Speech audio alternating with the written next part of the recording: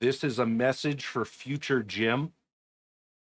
You're going to receive a phone call at 1:32 a.m. of a disembodied voice telling you, don't look behind you as you're working on this edit. It is important that you listen to that voice. Your brain's going to be like, oh, maybe I should look behind me. What if there's something? Don't do it. Don't do it. I know you're editing this at 1:30 a.m. You're going to get that phone call and you're going to think, this is just a weird thing. Nah, man. That's how you get sucked into the back rooms and we never hear from you again. So, future Jim, don't look behind you. Don't listen to the phone call. I left a message for future you. Also, I can't hear you now. If you muted your mic. No, I just have a message from one of my friends that says weeb. I don't know what the context behind this is.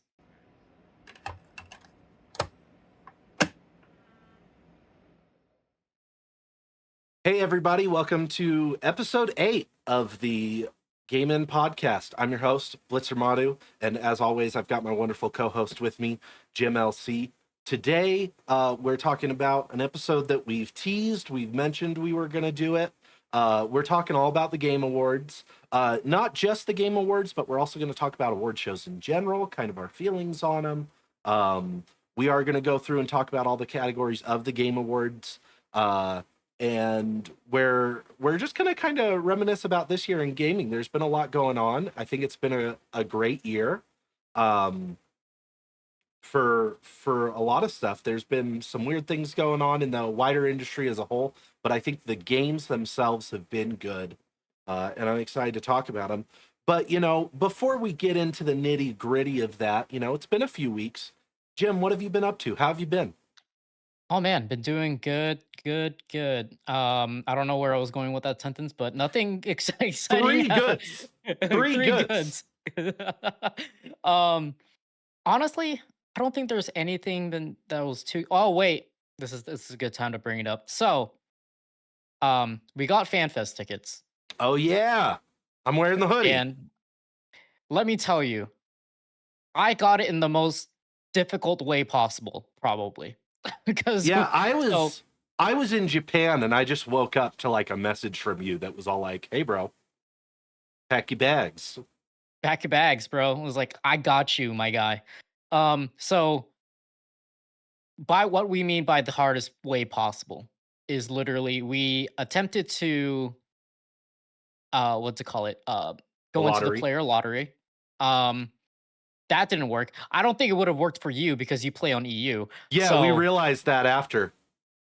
yeah, after that, so I'm like, okay, well, we didn't get it. And I was like, because last time I did the same exact thing where I was gonna go ahead and get the lottery tickets through general purchase, and I was like, okay, we'll try again this year. If I don't get it, we don't get it. Oh well, right? Yeah. Um, and we somehow got it. I don't know. Actually, I do know how.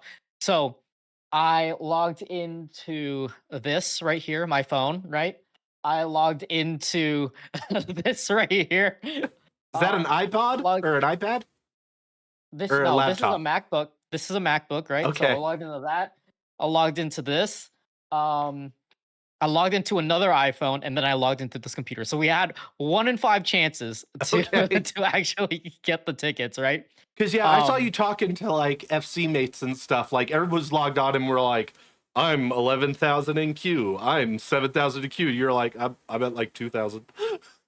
yeah, no. So I was the highest number I had on one of my devices was 13,000, right? Okay. Somewhere around that kind of number. And then the lowest one that I got was around 2,000 something, right? So at that point, I was like, oh, I probably didn't get it. But it seems like people weren't fast enough, or I don't know how that. I highly doubt, first of all, that there was 3,000 tickets available. Yeah. Um, so I don't know. I really don't know. Maybe, I mean, I could be wrong. Maybe there was 3,000 tickets available. Well, I and I don't think. mean, they moved to Anaheim cuz I think one it was bigger. I think they were trying to hit like 10,000 tickets. And I don't think they gave any overflow in the lottery. They gave like an exact however many tickets were available. And I mean, with the price, I could see there were plenty of people who put in for the lottery with the idea of getting two. And then when, you reach out to the friend and say, hey, I got him. And then the friend's all like, I don't know, $250. This is going to be like Mhm. $1,000 trip. And maybe they were just flying solo. Um, You know what I think is so it's interesting that you say so apparently from I don't know if this is true or not. I think there's another convention going on at the same time. It's oh, a nursing job fair convention thing okay. that's going on the same time.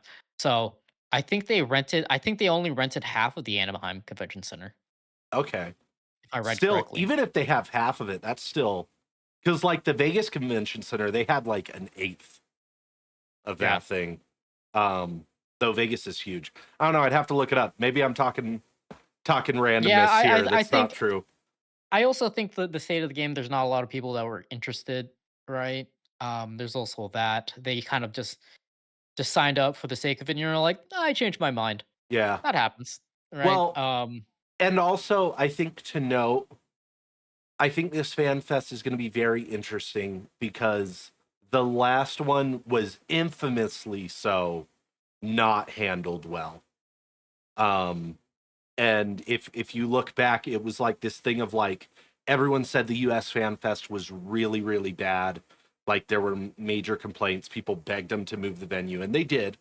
And for people who don't know, a lot of times when you contract out for like an event like this, you contract to the venue and to a event planner, and the event planner is the one building all the booths and working with like Square Enix has very few employees actively going out and building these cool things you see at a fan fest. And so Square Enix is basically writing a check and having a few people coordinate. And it's the same Right, for any convention. This is how Twitch works. Like a lot of times we get upset at the company for a convention being bad, and the most they can do is change the contractor and be like, yeah, no, this event planning group we went with was horrible. But it- so we saw it go from NA to EU, and EU was slightly better with a different group. And then JP was really good. And then the CN one went super viral because they had like a whole Amarot that was built and a whole Insinger and stuff. So right. I'm interested to see if this one is better because it's an entirely different state, an entirely different event center, and probably entirely different event planners. I don't expect what we saw at CN in Walker by any means.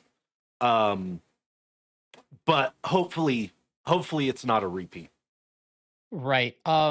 So two things I want to mention there is the first one, how you mentioned like a lot of people don't know that it's just not Square Enix. There's event coordinators and everything. Yeah. Um, if you I don't know if you've seen and people watching might know this is that the last FanFest in JP happened right after New Japan Pro Wrestling's Wrestle Kingdom, right? Oh So yeah. that stage is literally the same stage that they used for I forgot which this was 2 years ago. I don't know what Wrestle Kingdom this was. This was when Kenny versus Osprey. I think that was one of the matches. But anyway, besides the point, it's literally the same stage. Yeah. like, I feel like I remember you telling me about this.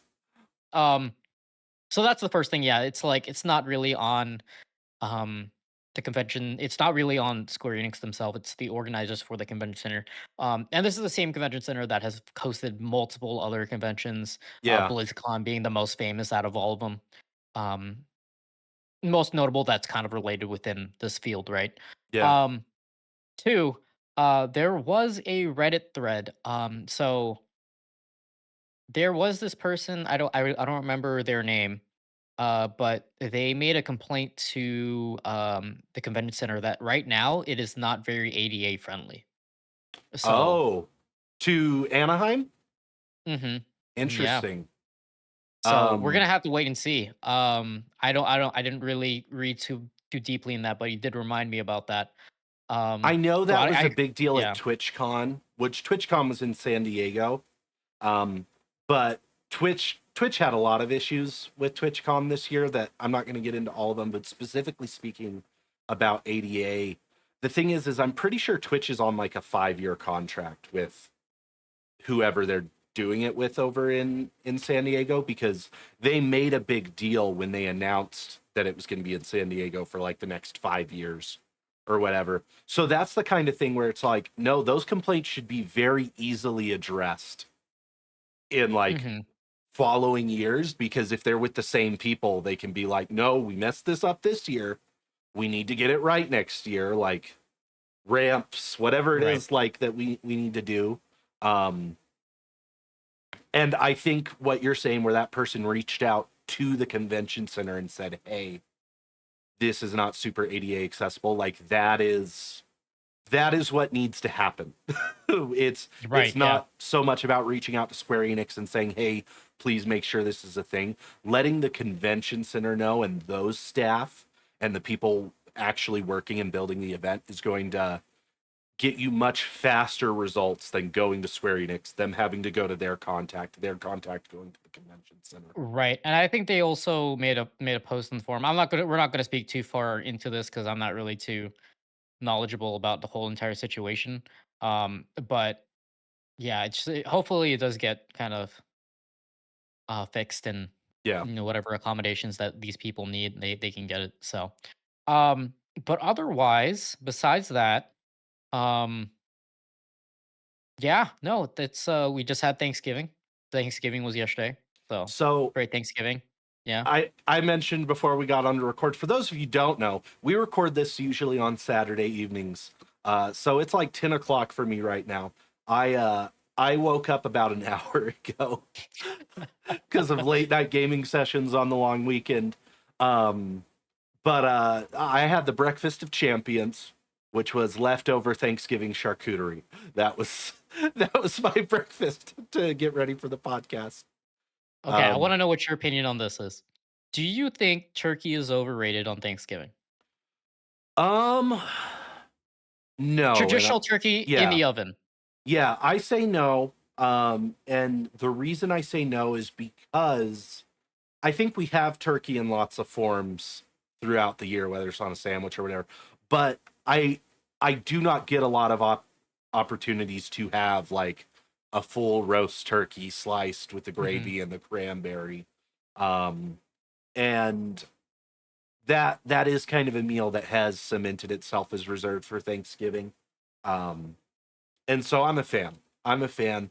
Uh, I will say not a lot of people. So I went to a culinary school. Yeah, I there taught we at a go. culinary school.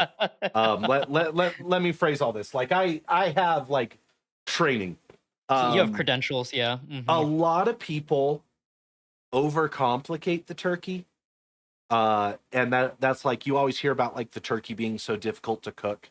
Um, I had a teacher who told me, he said the thing about Thanksgiving turkey is it's not that complicated, but there's this mythos that it's so complicated because you have people who don't cook all year, and then Thanksgiving rolls around and they take on one of the most ambitious meals of the year and try to make a turkey, and then it doesn't turn out. And so we've created this grand legend that the turkey is difficult to cook. And it's all like, no, you've just got 90% of the people trying to do it have zero clue what they're doing. And it's like, I come from a family of people who cook, and like, I haven't had a bad Thanksgiving turkey in 20 years. Like, I can't think of the last time I had a dry, not good Thanksgiving turkey, Even the leftovers? even the leftovers. Mm. And that's, like I said, I come from a family of chefs. We know what we're doing. The best turkey I've ever had is someone that deep fried it. Man, that was so good. So deep frying is a great way to cook. You know, I Mhm. I deep fry lots of things. We deep fry chicken. We deep fry Yeah. turkey. I think once again, that's one of those things. Deep frying has this reputation of being super dangerous, but it's Mhm. like, no, the turkey's not going to explode when you deep fry it. If you put it in the correct way and you have the right amount of oil. A lot of people will fill their pot like 2 inches from the top because they're like, oh, I've got to submerge this thing. And they don't understand that, And it's frozen. The turkey's frozen density, and everything. volume Yeah. displacement, like Yeah. math, like you only need like 4 or 5 inches of oil, depending on your pot, and you put it in, and it raises to where the turkey's at. But I digress. I could get deep. I could get deep, but no, turkey is a great Thanksgiving tradition. And do a little bit if you're not someone who cooks year round. Uh, my recommendation to get yourself into making the turkey, and you can use this if you want to do it. If this is coming out before Christmas and you're wanting to do a turkey for Christmas, go get yourself a couple chickens. Go get yourself a couple whole chickens and practice doing a chicken roast. Find a video on YouTube. Do a roast chicken in the oven. It is the same process, just on a larger bird. And people call that a hot take, maybe, but it's the same process on a larger bird. Practice with a chicken. It's significantly cheaper. Get that down and say, okay, now I'm ready to take on the turkey. In rant. Okay, cool. But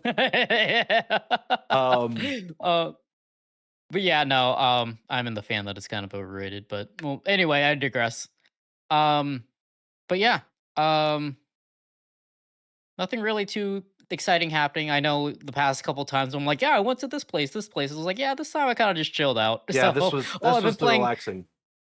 You'll like this. You know this. I've been playing Near Replicant recently. Oh yeah, So one of my favorite games of all time. I'm about 6 hours in, roughly. Okay.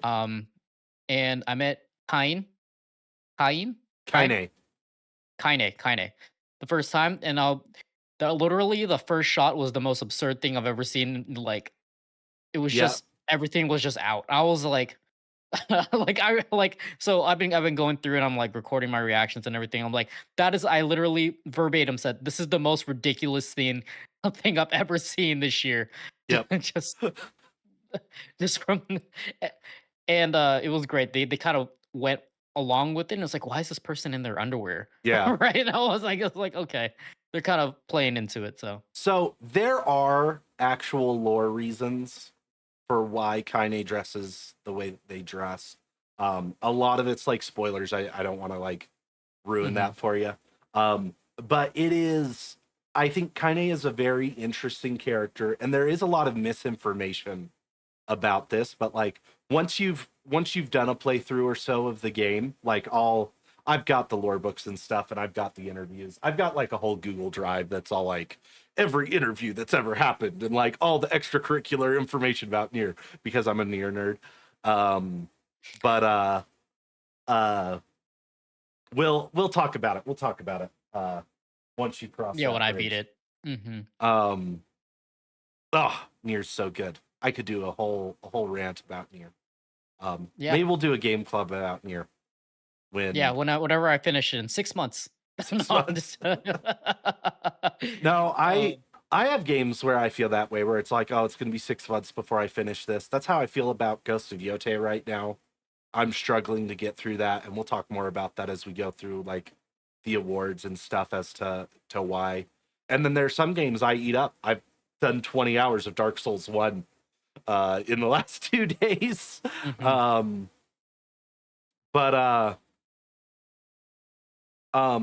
I've had an interesting few weeks. Yeah. I went to Japan second time this year. Spontaneous trip that I planned because I got a new job. And so I went on vacation before starting the new job. I'm 2 weeks into the new job. I'm hoping that without the stress of job hunting, I'm going to be able to get back into posting more long form content on this YouTube channel other than the podcast. Not that I dislike the podcast. Don't take it that way, chat. But if you look on the channel, there's lots of other videos that I used to make, and I'm hoping to get back to those. Hoping to get more shorts out from the podcast. Jim has been very good about short form content. If you're not following his TikTok and his YouTube, lots of great short form content coming out there. And you actually posted the first clip of the podcast. How'd it do? Do you feel like it landed? I think it drew in the engagement that I was expecting to get. I think not to get too into That's the weeds a very of it, amicable answer. Yeah, that's a very political answer, right? I was like, it was getting what I expected it to get. But yeah, I mean, I think there it was also one of those things where it's like, you know what? I haven't posted anything about this podcast on any of my other stuff, and I was like, this will be a good opportunity. And not to kind of degrade it a little bit, is like I also didn't have anything. I was like, I need something to post to keep the algorithm happy, right? I Right? was like, No, that's the struggle. That's the struggle is yeah. those days you don't want to post. You got to have something in the back pocket that's like trash content just to to get Not something to say that posted. this podcast is trash. So I'll say it. um no. um but yeah, I mean, been going great. You were just kind of going into you got a new job. Yep. Congratulations. Um I yeah, how are I you will liking it? avoid I will avoid saying what I do or like where like I don't want to dox myself. Mhm. But I am significantly more excited about the job than I was 3 weeks ago. I think when I first got the job, it was kind of like, it's going to be a good job, but like this wasn't like choice number one. And now that I'm a couple weeks into it, I know more about the company, stuff like that. I'm like, no, this might actually be like a life changing opportunity. So Mhm. I'm pretty excited about it.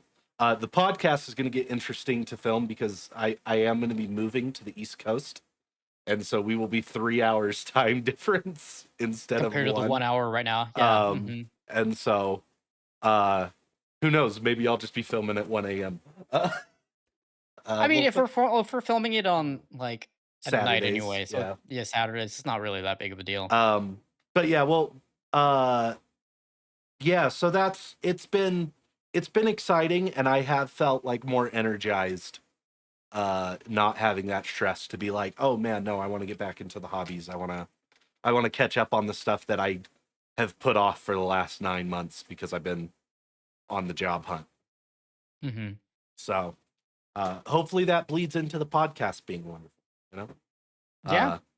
Uh uh I think there's one last big elephant in the room that I want to talk about before we get into it.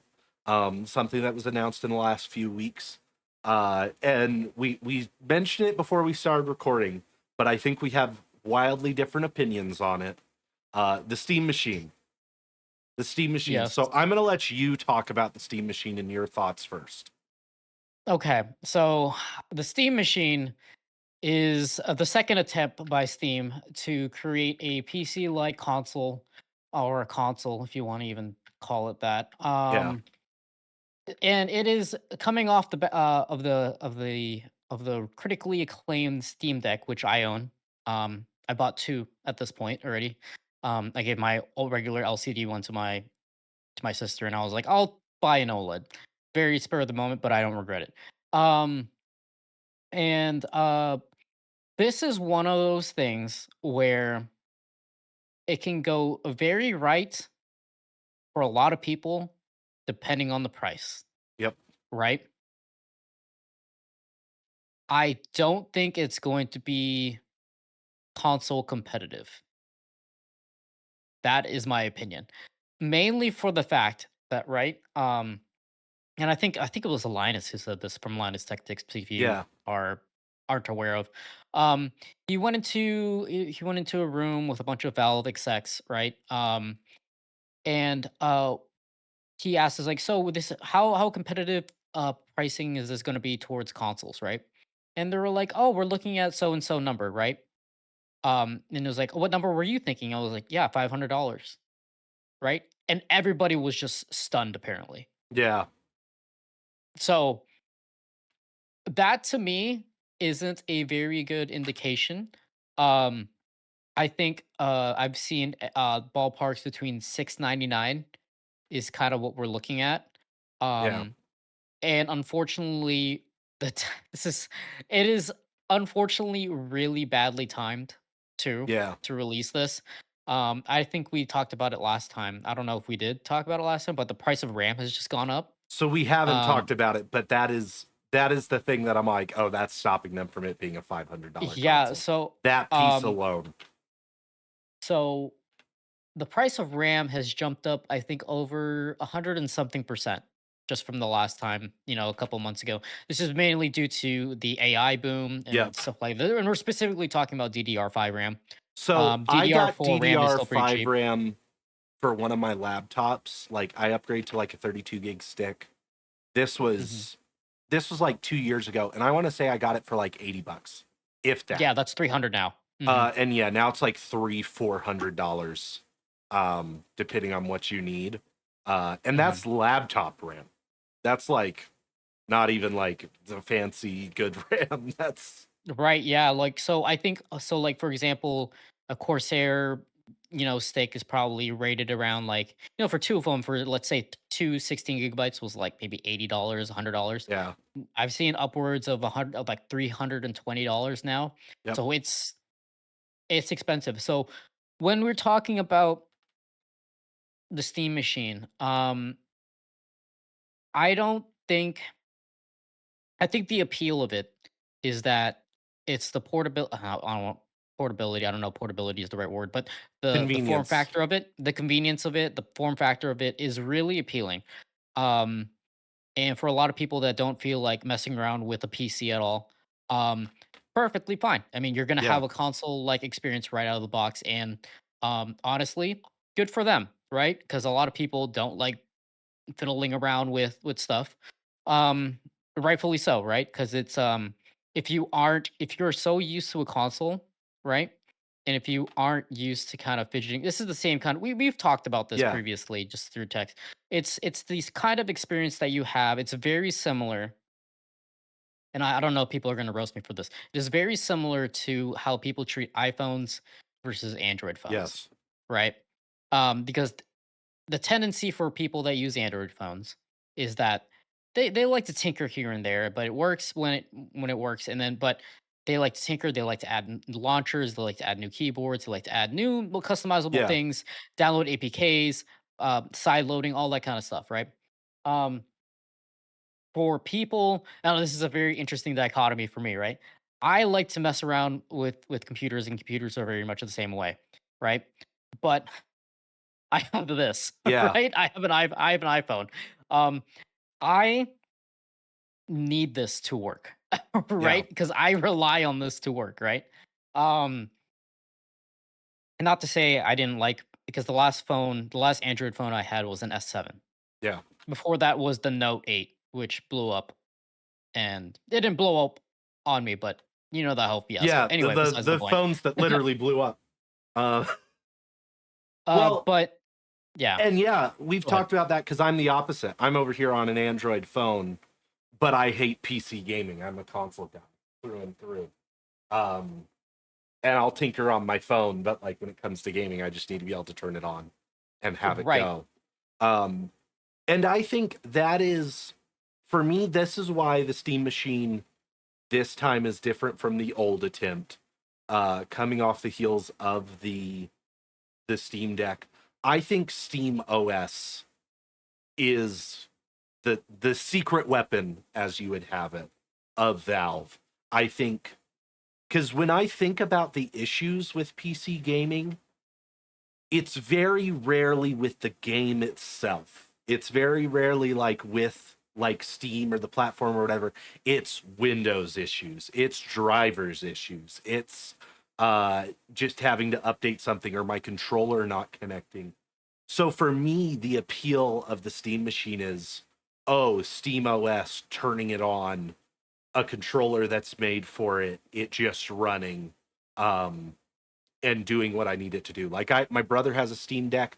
I love how he just boots that thing on and it just starts going and it does what it's supposed to.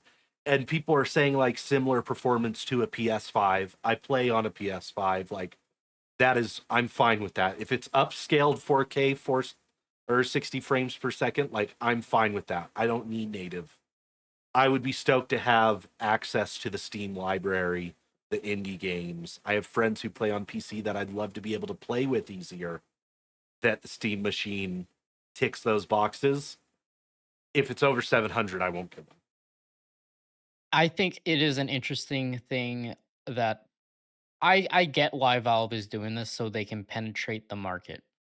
Um, but ultimately, you mentioned SteamOS. It is a modified version of Linux. It's their own version within the Linux kind of kernel, Yep. right? Um, so there are a couple things that don't work properly. So, for example, Anti-cheats famously don't work with it, Yeah. and PC gaming people have opinions about anti-cheat. So Well, I'm not gonna get I into it I too. saw a Yeah, great TikTok of someone being like, yeah, so like because I like the anti-cheat and SteamOS, you won't be able to play COD or Battlefield or Fortnite, and they like list off all these multiplayer games, and the top yeah, comment was, please tell me more. This sounds like the best gaming experience ever.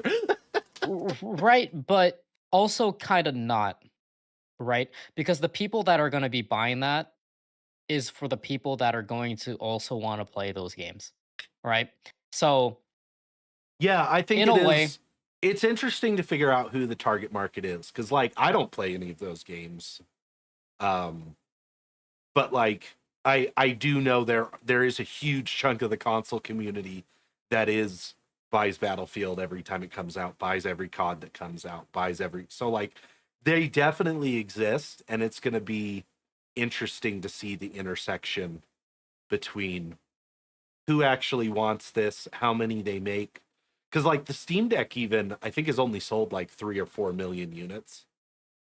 But Valve's also a big enough company that they can throw oh, money at dude, whatever project they want. Did you see Gabe just bought a yacht? They're fine. Yeah. Um, but The biggest missed the potential of the Steam machine is that it's not called the Gabe Cube.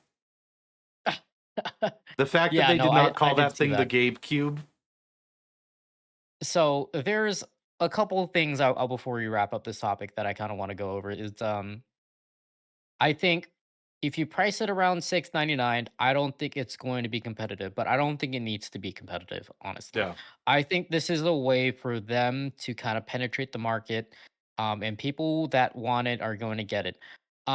What I ultimately see this happening with this kind of this movement, and it's already happened, right? Because the Lenovo Legion Go S, I think that's what it's called, has SteamOS in it, right? Oh, I didn't know that. So, um, so I ultimately think that this is going to eventually open up SteamOS to the public right now. It kind of is, kind of not. There are Well, and ways I you know can you kind of can install it. download Yeah, it. Yeah, I saw a guy make a video where he was like, "Oh, you like can just throw it on a computer right now."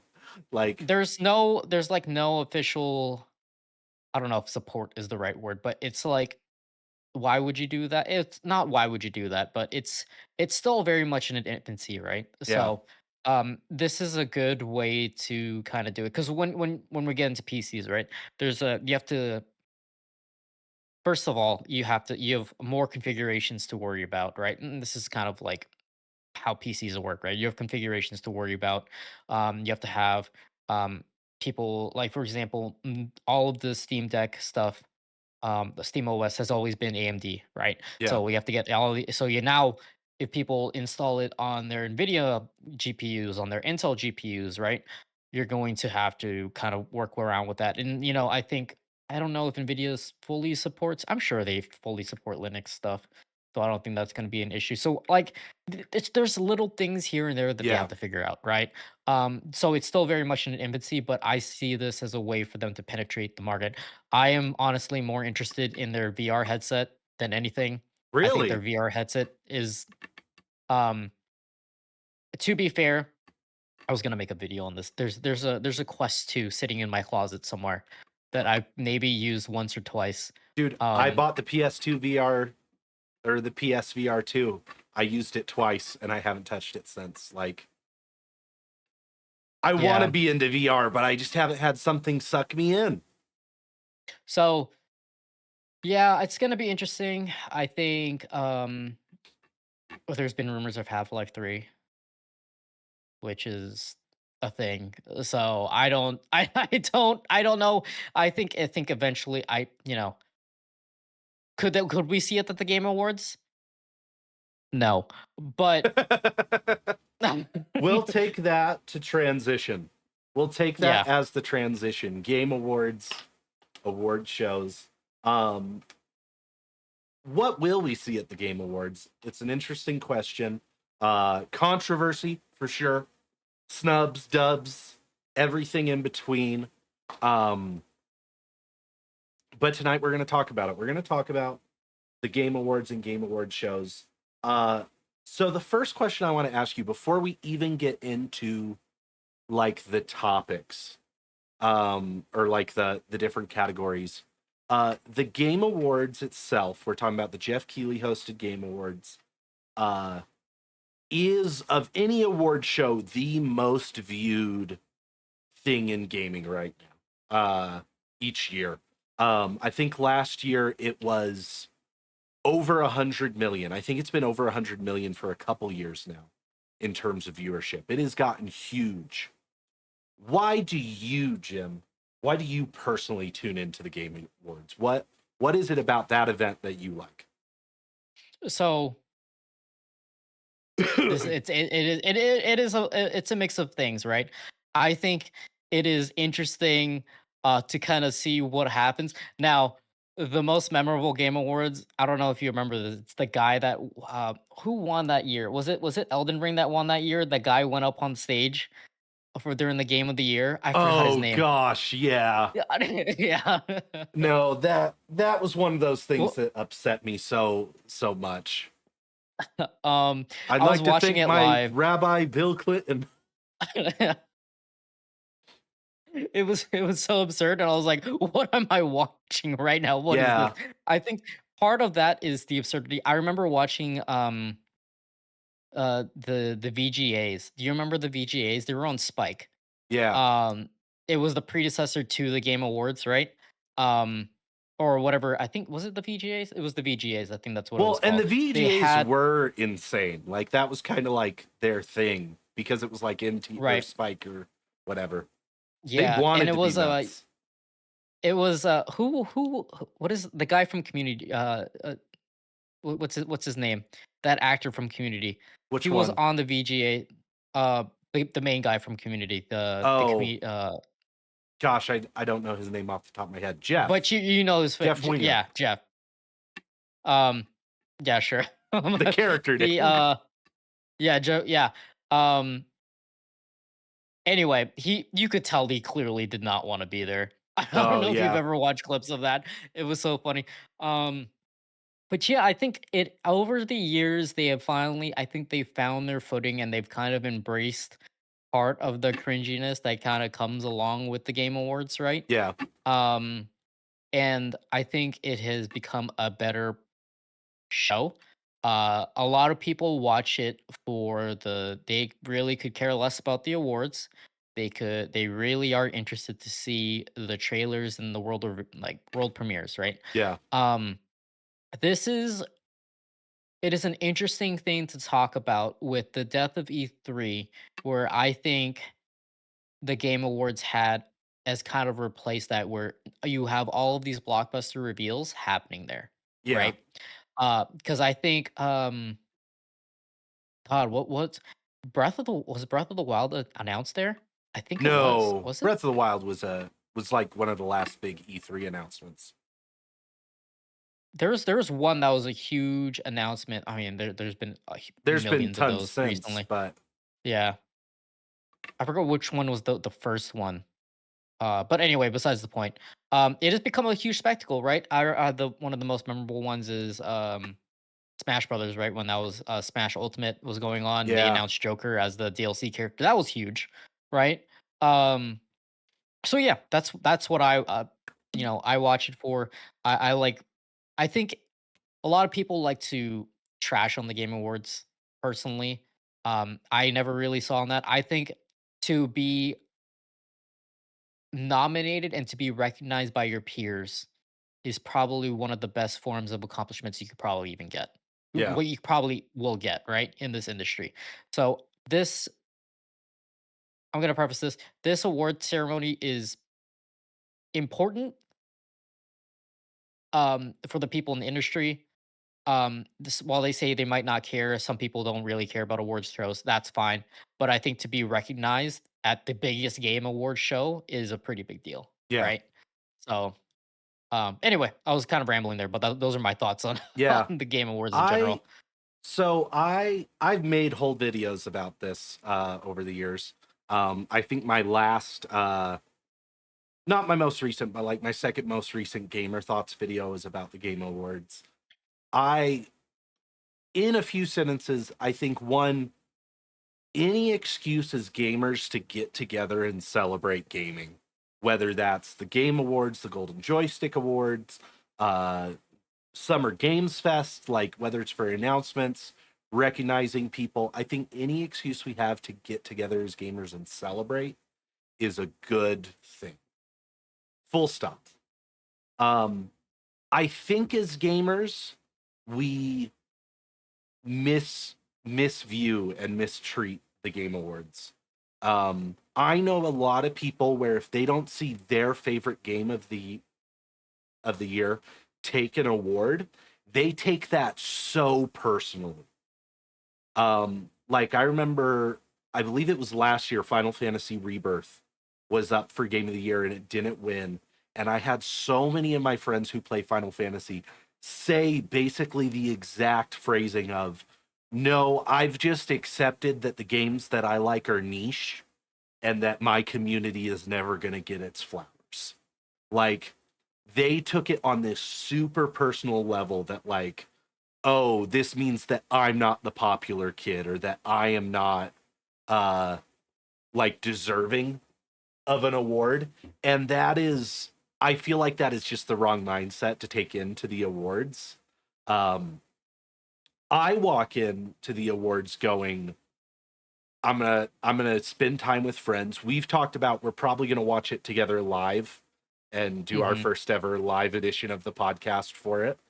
Um uh I I've usually in past years hosted in my Discord and had like my friends get together and we watch the awards and all that jazz.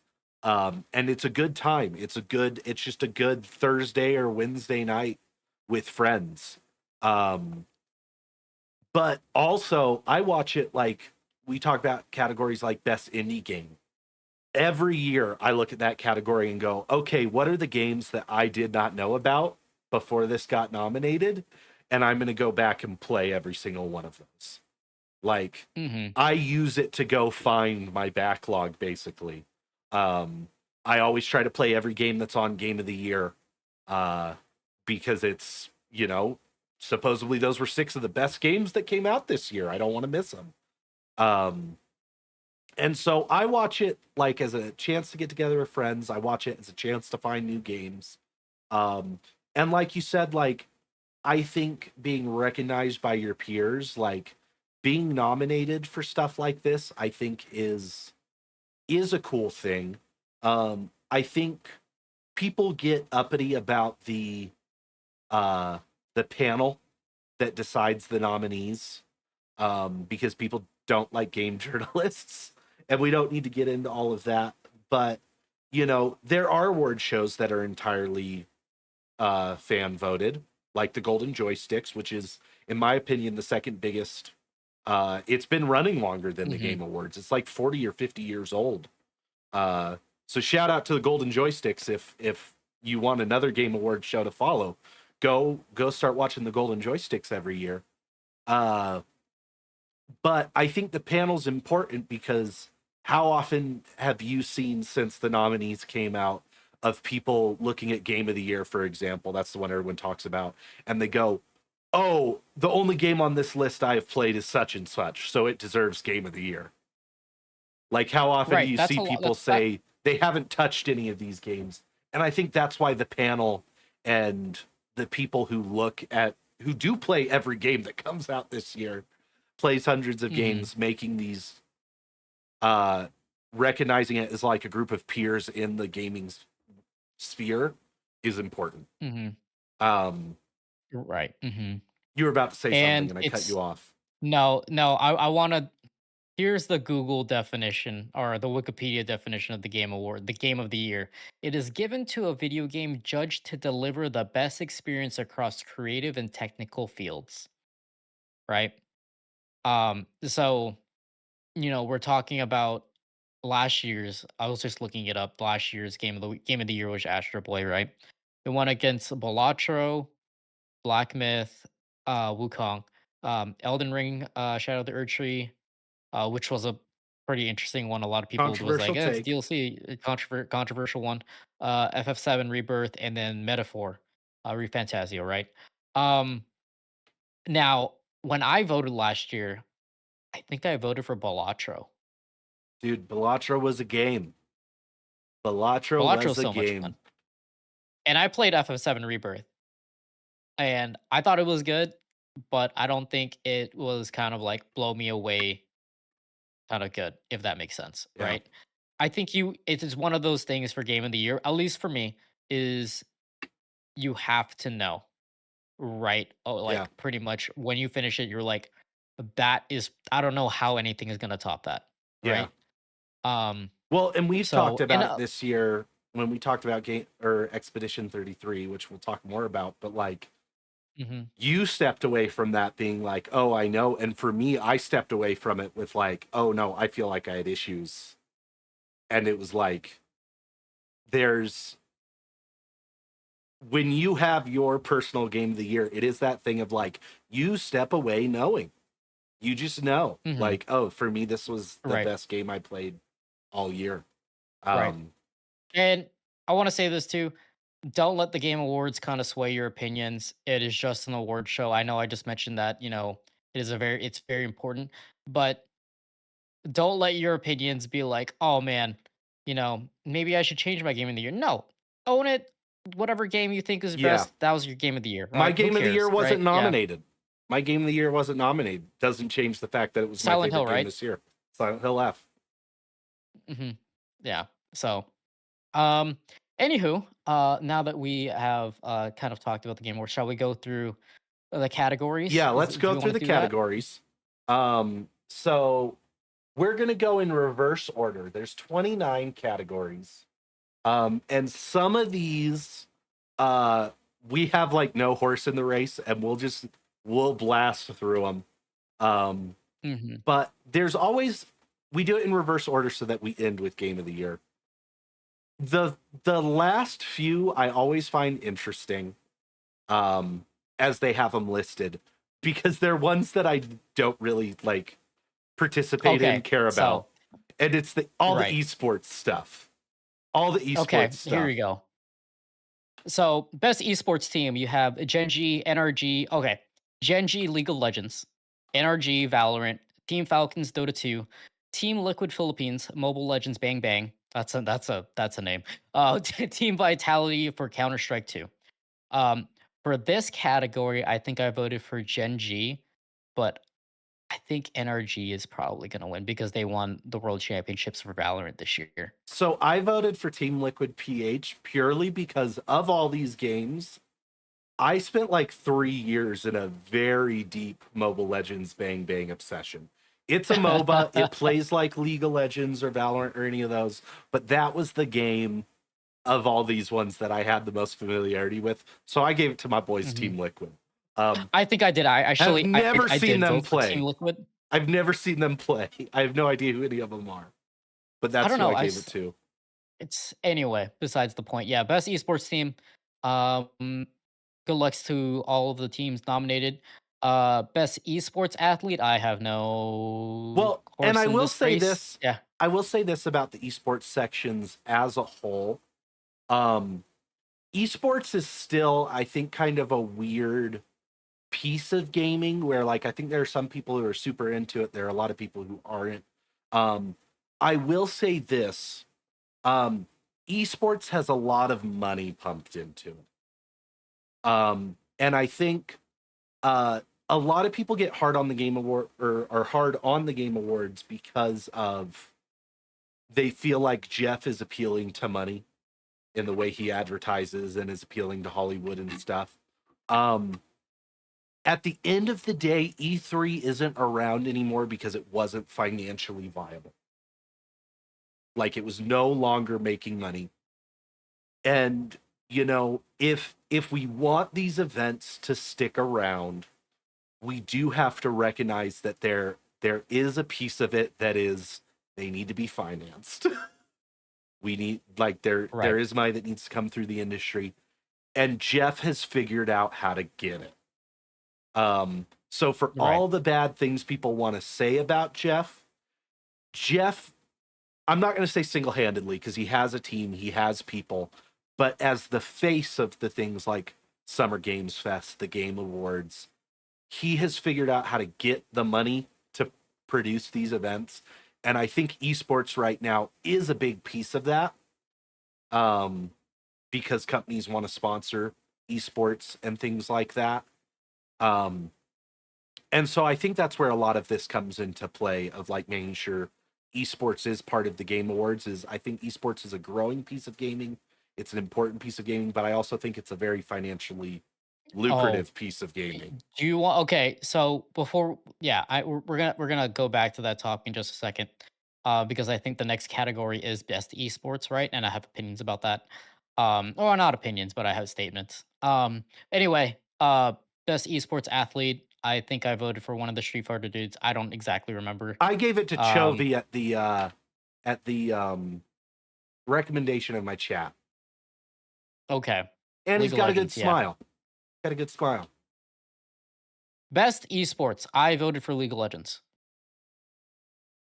So here's the thing. I voted for League of Legends as well.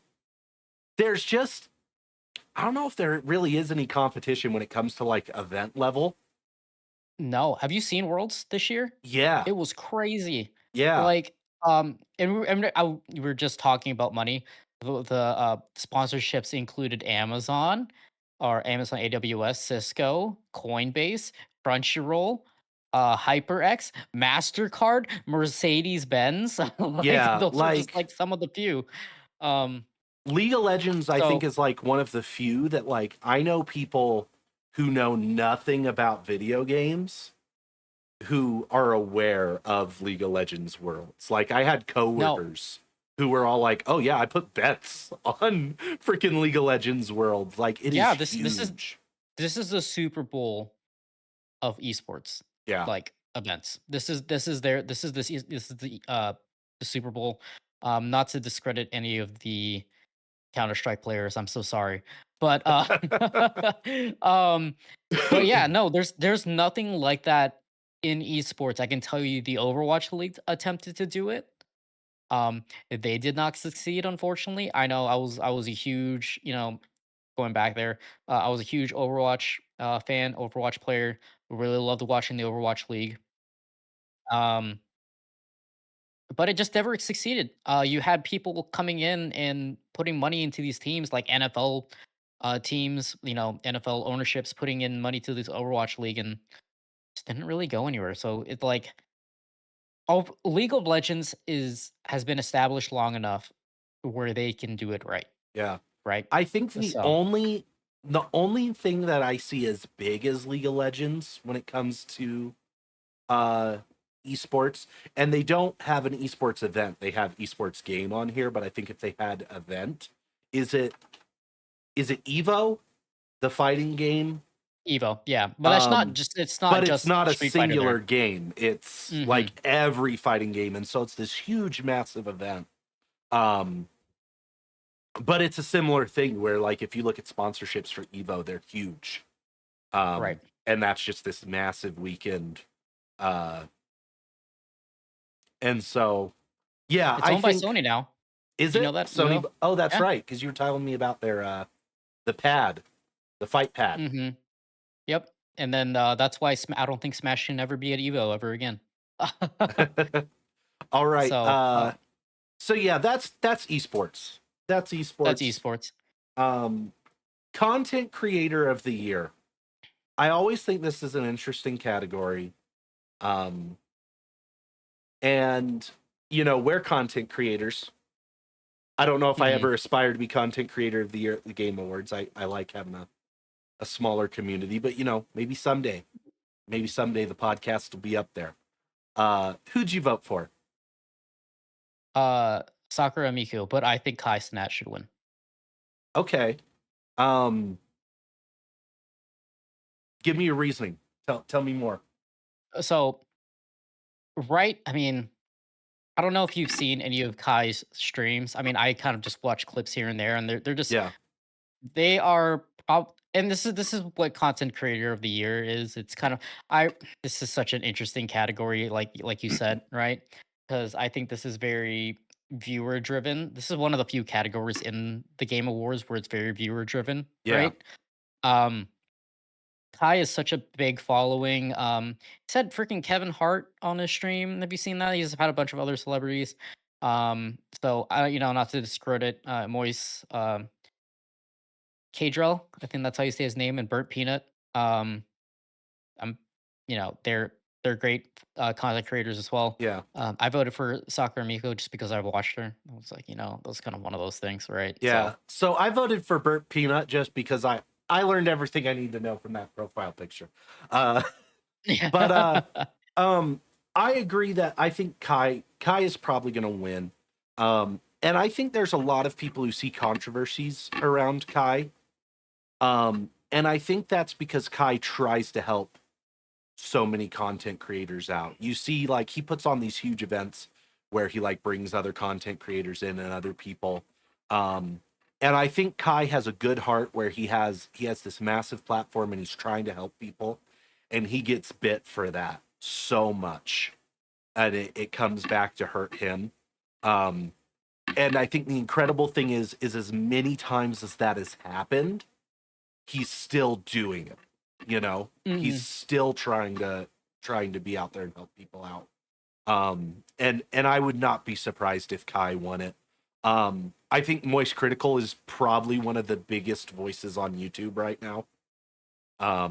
Like I think uh Moist Critical is up there with, like, at this point, in my opinion, I think he's up there with like PewDiePie, uh um Jacksepticeye, Markiplier, like those OGs that reached like that insane level, where it's like, when they say something, everybody turns and goes, oh, what did they say?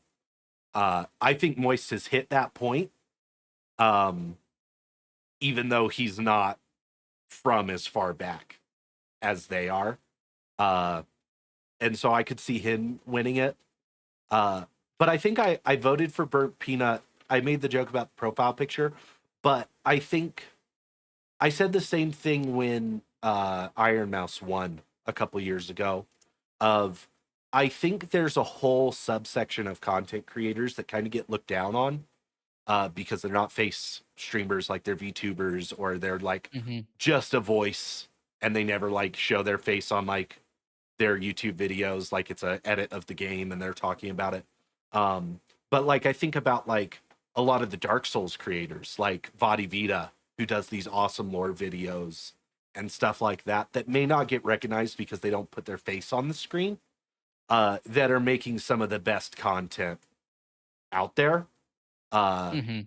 and so part of me voted for Burt Peanut because I like recognizing that like good content can come from anywhere, the Right. Ratatouille mythos that anyone could be a content creator. Alrighty, moving on. Anticipated game. Got 007 First Light, Grand Theft Auto 6, I almost said 5. Marvel's Wolverine, Resident Evil Requiem, and The Witcher 4. Who'd you vote for? So I voted for Resident Evil Requiem because personally, for me as a huge Resident Evil fan, that's my most anticipated. I think Grand Theft Auto's taking it, which I think is I voted kind for of Grand Theft Auto. unfair because Grand Theft Auto I think won last year because it was supposed to come out this year and they Do, delayed. do you want to know what's funny? Is like I think they're gonna get delayed again, and it's gonna get voted on next year for the Dude, most anticipated game. imagine winning most anticipated game 3 years in a row. It'd be unprecedented. Though I It do would think be. Witcher 4 may possibly take it. I think The Witcher 4 looks really, really cool from the trailer that I seen. I mean, I think I've never played. I played some of The Witcher 3, but it was I great. Just I want haven't to gotten double to check it. myself before I say this. I believe Witcher 3 was the first ever Game Awards Was it the winner? Game of the Year. Back in 2013, right? When they did it in 2013. No, Not okay, so 2014 was Dragon Age Inquisition. Witcher the 3 second was one. the second one at Mhm. 2015. Um, I think Witcher 4 Yeah. might actually have a chance against GTA 6. I think it's the only Yeah. one on this list that does. But Yeah, I think you're all right. I think I'm more excited for. Actually, I'm excited for both. I think I voted for GTA 6 just because That's where there your heart has led it. you. That's where my heart led me. Yeah. Best adaptation. Okay, I got My mad opinions about best adaptation. I'll let you talk okay. first. I voted for the Minecraft movie. That's what I'll just say that. That's all. That's Um, it. so I think Devil May Cry is going to win this category. For those who don't know, the Devil May Cry anime on Netflix was the most viewed animated release on Netflix ever. It beat out Arcane. Uh, Did it really? yeah. It was absolutely massive. That being said, I didn't vote for it. I didn't vote for it. I voted for Last of Us season 2, um, which I still haven't watched. But if Last of Us season 2 is anywhere near as good as Last of Us season 1 was, I feel like it'll take it. And the thing differentiator for me here is the Devil May Cry adaptation did not feel like it was true to the games. It did not feel like a good adaptation, if I were to put Hmm. it that way. I know Until Dawn was garbage. Uh, I heard nothing but negative things. The Minecraft movie, I've heard mixed reviews on it. I know that just wasn't made for me. Splinter Cell, I knew nothing about. I was actually Hmm. surprised to hear that that happened. Um, so for me, it was between Devil May Cry and Last of Us 2, and I feel like Last of Us 2 was probably a more true adaptation than Devil May Cry. And I actually had qualms with the Devil May Cry anime. I was one of those Right. people that like, I'm stoked to see new fans. I don't want to gatekeep, but if they make a new Devil May Cry game and it's based off this show rather than giving me Devil May Cry 6, I'm gonna riot. I'm gonna riot. Uh, Before we move on, you know who I think is gonna win this category next year? Who? The Mario movie, Mario Galaxy, probably. Oh, is Mario Galaxy movie coming out next year? I Yeah, enjoyed the Mario movie. I thought the Mario movie was great, so Uh, I'm excited for Galaxy because I really Random like side Galaxy too. tangent. Have you seen the screenshots from the Zelda movie? Yeah, I don't know how I feel about it. I'm gonna be honest with you. I looked at the screenshots and I still don't know how I feel about it. Yeah, That's where I'm standing. I think I was in the realm of I feel like I wanted like a Ghibli style adaptation for a Zelda Yeah, movie. And I think a lot of people wanted that. But I'm gonna let him cook. I'm gonna let him cook. I think we've seen a lot of decent adaptations in the last few years, whether they were live action or not. Um, and I think we'll see what ends up happening with that one. Um, right. Who's Westball? Who's Kingdom of the Planet of the Apes? Huh? He did that recently. Hmm. Yeah, I don't know. It's one of those things where I don't know how they're just gonna do it live action. I mean, Zelda's probably the one you do live action, right? yeah, Um, which makes sense, but I don't know. I I don't know. I saw Link and Zelda together and instantly was all like, "Oh, so is this Breath of the Wild?" Yeah, that's kind of what I'm getting at too. I was like, I don't really know. Anyway, moving on. Best multiplayer. We have Arc Raiders, Battlefield 6, Elden Ring, A Night Rain, Peak, and Split Fiction. Man, so who'd you vote for here? Peak. Peak? I This voted is for also Peak as well. the one that also won the Joystick Award for Best Multiplayer. Yeah. So if I were to look at these games, the game I loved the most this year out of here was Elden Ring Night Rain, but it wasn't because of its multiplayer. When I look at Peak, I haven't played Peak. I've just watched my friends play it, and the pure joy that I have seen from people as they play this game with their friends, it's like, no, this is easily the best multiplayer game Hmm. this year. Like I don't even think it's close. I'll Split Fiction would have been my number two, honestly. I think. I do think I played It Takes Two with a friend, and I will Hmm. say the stuff that Haze Light Studio does is unmatched in the realm of like couch co-op two-player games. We should sit Hmm. down and play Split Fiction together. I haven't played it yet. Oh, we should do it. I haven't played it either. So yeah, we should do it. That could be a fun Um, time. right. And Arc Raiders. I think Arc Raiders is a lot of people have this opinion that Arc Raiders should have been Game of the Year. So I heard I that. don't know. I don't know. I don't know about that. I don't know about that. That's all I'm gonna say. All right, moving on. Best sports and racing. EA Sports, FC 26, F1 25, Mario Kart World rematch, which I heard was really good, and Sonic Racing Crossworlds. I voted for Mario Kart. I voted for Sonic. Oh, Um, so I haven't played Sonic. I have played Mario Kart World. I thought World was great, but I feel like there were a lot of people who, when they played it, were kind of disappointed. Everyone I know who played Sonic Racing Crossworlds has been like, "Holy they crap, enjoyed it. Sonic finally beat Mario Kart." That was like Hmm. the phrase people were saying was Sonic finally topped him. And Joker and Hatsune Miku are in it. So,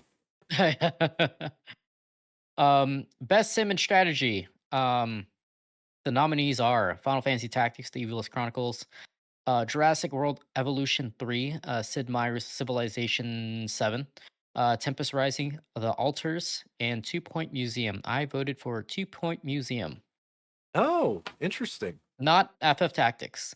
I thought Two Point Museum was a great sim game, and I'm going to probably play it after this, actually, because So it's pretty you fun. have more experience with sim games than me. So I want to hear Yes. kind of your opinions on this. I voted for Tactics because it's the one I knew the most.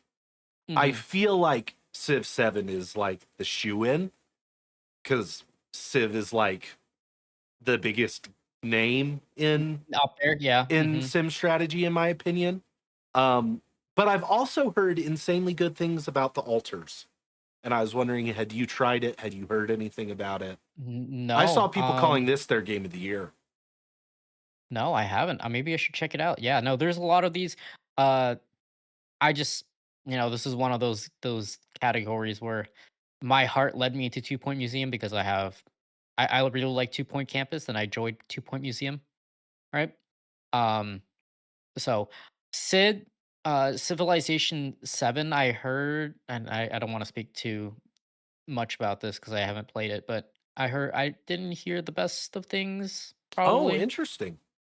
Yeah, this was kind of the same problem that Civ 6 had. I think Civ 5 is still like known as probably the best one, right? Oh. So, but yeah, I don't. And Final Fantasy Tactics is great. So I don't know who's gonna win this one. The thing about Tactics is it feels out of place With with everything in these here, other games. yeah, Yeah. yeah. Um, See, this is the problem with this category is that I think this is a similar situation. Do you know the bear situation? Have you watched the bear? the Um, the like the cooking TV show? show? Yeah, the cooking show. No, so that Uh, brings up like weird trauma for me of working and in how the culinary field. Like I literally can't watch that show. so it is repeatedly nominated in the best comedy section, and it's not a Oh, comedy. So yeah. that is, but this is kind of like no, I don't want to say it's similar because it's literally called Best Sim and Strategy, but I feel like they just combine two categories together. This is kind of Yeah. totally unrelated, but this just reminded me of the bear. I don't know why. Anyway, moving on. Um, Best family game. Donkey Kong Bonanza, Lego Party, Lego Voyagers, Mario Kart World, Sonic Crossworlds, and Split Fiction. So Voted for Mario Kart again. I did Sonic Racing again. Um and I thought about like all the times I've played Mario Kart with my family and it's fun. And I was all like, man, I feel like Sonic would be just as fun as Mario Kart if I got the chance to sit down and play it with my family. I just haven't. Hmm. Um, but this was another category. I find this interesting because, like, and I don't know enough about Lego Party or Lego Voyagers, but like Split Fiction is a co-op game, not necessarily a family game, in my opinion. And the same with like Donkey Kong. Donkey Kong is a single player game as far as I'm aware. Hmm. And like the idea of like, oh well, like maybe it's like the parents watching the kid play and like hanging out. It's all like that. That feels weird to me. Mhm. And this category has always just been like I don't really know what defines a The family best game. family You know game. what I mean? Yeah. Yeah. Appropriate for family play, irrespective of genre or platform. Like how is the family play in Donkey Kong Bonanza? When you die, you pass the controller. Like I feel like I don't know, maybe it's something similar this to is one Mario that needs Galaxy where clarification. yeah.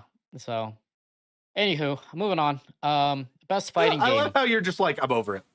Yeah, Next. no. Best fighting game. There's 2KO, Capcom Fighting Collection 2, Fatal Fury, Mortal Kombat, and Virtual Fighter 5. I voted for 2KO, but I know Fatal Fury was really good. So I voted for Fatal Fury. Um, what this came down to me was the two collections were instantly out because they were collections. Like that felt weird to me. I heard awesome things about 2XKO, and I heard awesome things about Fatal Fury. I grew up with Fatal Fury. And so for me, there 100% there's a nostalgia factor here of like, whoa, Fatal Fury's back. Vote, vote, vote. like, um, Mhm. but I could see 2XKO taking this category. I've seen people credit 2XKO with reviving the genre, which I always think is uh a weird critique or like thing to say about something, especially when Street Fighter 6 came out last year and Mortal Kombat 11. But like I think people say it to describe how big they think a game is. Right, and I think this has to do with online play because 2KO handled online play really well. And this is a huge deal in the fighting game community, Yeah. right? About netcode. I know that's the only real experience I have trying to actually try to do my hand at online fighting games is Smash, but that netcode wasn't great. Yeah. But 2KO, I heard was netcode was really good. So either of those two I can see winning. I don't know much about Virtual Fighter. Um, Yeah, just a shame Virtual really because I Fighter think was the one that like completely outside of my scope. mhm. It's made by the same studio as what's it call it? Yakuza. So Oh, interesting. yeah. Hmm. Interesting. Watch them win Uh and us just be like completely out of the Being loop. baffled. Right. Okay, here's a controversial one. This one will probably get the most comments from both of us. Best RPG. We Yeah. have nominated here Avowed, Player Obscure, Expedition 33, Kingdom Come Deliverance 2, Monster Hunter Wilds, and The Outer Worlds 2. So, do you want to go first or you want to let me go first? You go first. Oh, well, I'll go first because you probably have strong opinions about this. I think this is one of those ones that they're gonna announce when Expedition 33 wins the game of the year. It's like this game also won blah blah blah. So they're Yeah. probably never gonna. This is one of those award nominee or award sections that they're gonna be like, this also won blah. So they could just like fill in more time to do other reveals and Oh, stuff. like it's just going to be really quick. Yes. Yeah. Um yeah, I could see that. Uh so I did vote for Expedition 33. Um but I don't think this category is as cut and dry as everyone thinks it is. Mm-hmm. Um I don't think Avowed's going to win it. I saw a lot of hype around Avowed when it came out. Actually, hype's not the right word. I saw a lot of advertising Mm-hmm. for Avowed. A lot of streamers paid to play Avowed, and it didn't take off. Didn't take off. Outer Worlds 2. I know Outer Worlds is like a cult classic, and the fact that I haven't heard anyone talk about Outer Worlds 2, I didn't realize it was out yet, says it didn't live up to that hype. Monster Hunter Wilds, I think, is an interesting one here because it's done a lot of up and down in popularity, Mm-hmm. which is very standard for Monster Hunter. Like Right. a lot of people think that's a sign of it being dead, but that's how Monster Hunter's always been. As new content comes out, everyone goes back dips back down, new content comes out. Like that is just the Monster Hunter cycle. But I think because it was at the beginning of the year, a lot of people have like seen that hype go up and down. But what they fail to realize is that Monster Hunter Wild sold like 20 million copies. Like it was in fact one of the biggest games of this year. Um and I think it is a little underestimated. That being said, like I said, I voted for Claire Obscure. Um but I think to say that like Monster Hunter Wild has zero chance is disingenuous to just how huge this game was. It was one of the most anticipated. Um, but I don't think it would be the one to win over Claire Obscure if It something would be else won Kingdom this Come. category. It'd be Kingdom Come. So I think if you, what I think's been interesting about Kingdom Come is if you watch anybody's Game of the Year predictions, like when they were talking nominees, like go back a month and find all these videos, nobody put Kingdom Come Deliverance 2 in it. Like I didn't see a single person say that they thought it was going to get nominated. But if you look at the comments on every single one of those videos, hundreds of comments. The fact that you said didn't say KCD2 shows that you didn't play it. Like so many people were like, "Oh, KCD2 easily best game of the year." Um it's I don't think this game was like advertised a ton. I don't think content creators were super huge into this game for whatever reason, but gamers loved this game. Oh, do you And want to know there's a what the number two? huge Yeah, Go ahead. it's huge. Do you want to know what the number two voted game for Ultimate Game of the Year for the Joystick Awards was? What was it? Kingdom Come Deliverance 2. What was their Silk Song was percentage? it, so okay. So Ultimate Game of the Year joysticks was 30.71 for Expedition 33, which won. Um, 14.86% for Kingdom Come Deliverance 2. 11.33% for Split Fiction, 8.42 for Hollow Knight Silk Song, and 6.7 for Death Stranding Interesting. 2. Interesting. And I did want to talk about the numbers on that specific vote as you bring it up. They said something like 21 million people voted for the golden joysticks. With 30% going to Expedition 33. So that's about 6.5 or 6 million votes for that. Obviously not everyone who played the game voted, but we know they've had 5 million plus sales. We know that's Mm-hmm. where they're at. Um I I think because the Expedition 33 fan base is as passionate as it is, I could see about 80% of them showing up to vote. Um And so I think there were probably 8 or 9 million players for Expedition 33, Mm-hmm. which puts the Game Pass crowd of Expedition 33 probably at like 2 or 3 million. Um, Right. uh, which I think is just a fun thing to try and estimate out because we don't have that information. Game Pass is like notoriously like locked down on how many downloads you get or how many people you get playing on that platform. Right. Um, Mm-hmm. but yeah, I think that's interesting is just to look at the vote total for Yeah. EX33 compared to how I many I people voted. Also, I can just tell the you this size of the golden joysticks compared to to the Game the Awards. Game Yeah. Awards. I can tell you this though. I think the next game I want to play is probably Kingdom Come Deliverance 2. It looks so good. It looks Yeah, like right up my alley, and I really want to play it. I just haven't had the chance to. Um, yeah, I think and I it feel is like definitely a yeah. dark horse Oh yeah. on a Mhm. lot of categories it's nominated for.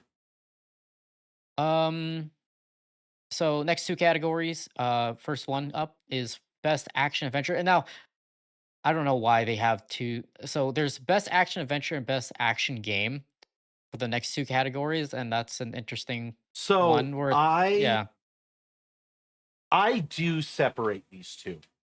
I do okay, separate these two, and I'll tell you why.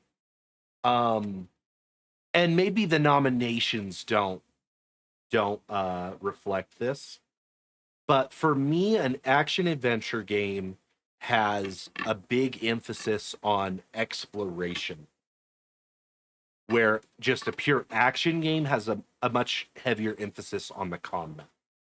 Like Hmm. I put in action adventure, I put like Zelda games. If we Right. were to talk I about it, like going around s- finding dungeons, different levels. Um, Whereas like if I were to look at like a pure action game, um, I would think, I mean, just looking at the nominees, something like Hades or Ninja right. Gaiden 4, where like a lot of the times you're moving more in like a straight line, but the Hmm. combat and what you're doing is much more important to that game. So I do think they should be separate categories. Uh, Hmm. um, I think I've always kind of thought of action adventure as just best adventure game, right? And I've never put the action in front of it, if that made sense, right? yeah. Um, So, well, and I I'm a big fan of action adventure as a genre, and I also, what drives me nuts about action adventure currently is I think as a genre it's getting deleted. This is a whole separate rant. Going back to our hot takes, people have replaced the term action adventure with Souls like. I feel like, I saw people call Silk Song a Souls like. I saw people call uh Hollow Knight a Souls like. I've seen people call Zelda games Souls likes. Like I think this is a genre that like is much wider than what Souls are, and like people have mhm. associated it. So I get very passionate about this category specifically. Um because I don't like what it gets narrowed down to. Um but who did you vote for on action adventure? Indiana Jones. Okay. So Indiana Jones is I one that went under my radar. Have you played it? I played a little bit of it and I've watched a couple people play it. I think this is one of those games where I think, and this might be controversial. I don't know if it is. I haven't really read any reviews on it or seen public opinion on it. I think this is one of those games where it encapsulates Indiana Jones to a T. And if we're talking about best action adventure, where we're talking about not only combat, the uniqueness of Indiana Jones combat, right? But also puzzle solving and stuff like that. I think this is probably like the textbook definition of this category, right? Yeah. Yeah. Um, so I could see it. I could see it. I voted for Silk Song. Um, and I'll be honest, I haven't gotten around to Silk Song yet, but this was one of those games that or this was one of those categories where I kind of just had to put something, but it was, what was interesting is on this list I have played Yote. And I've spoken about this or alluded to this. I'm actually about to drop Ghost of Yote halfway through, which is crazy because if you remember our Expedition 33 episode, I was all like, "Oh, I don't think it's so clear cut and dry that it's going to be game of the year." Ghost of Yote hasn't come out yet. Like that was one of the ones I quoted. Um Ghost of Yote did not live up to Ghost of Tsushima for me. Um and a lot of it had to do with narrative. Uh I think the characters are fine. But a big thing of like Tsushima was like Jin has this personal struggle from the very Hmm. beginning of the game of like being the honorable samurai or being the ghost. I'm 50 hours into Yote and have yet to see anything of that No, equivalent. it doesn't give that spark for you, huh? And that's the thing is I'm kind of like dragging myself through it. So I'm actually taking a break from it and playing Dark Souls.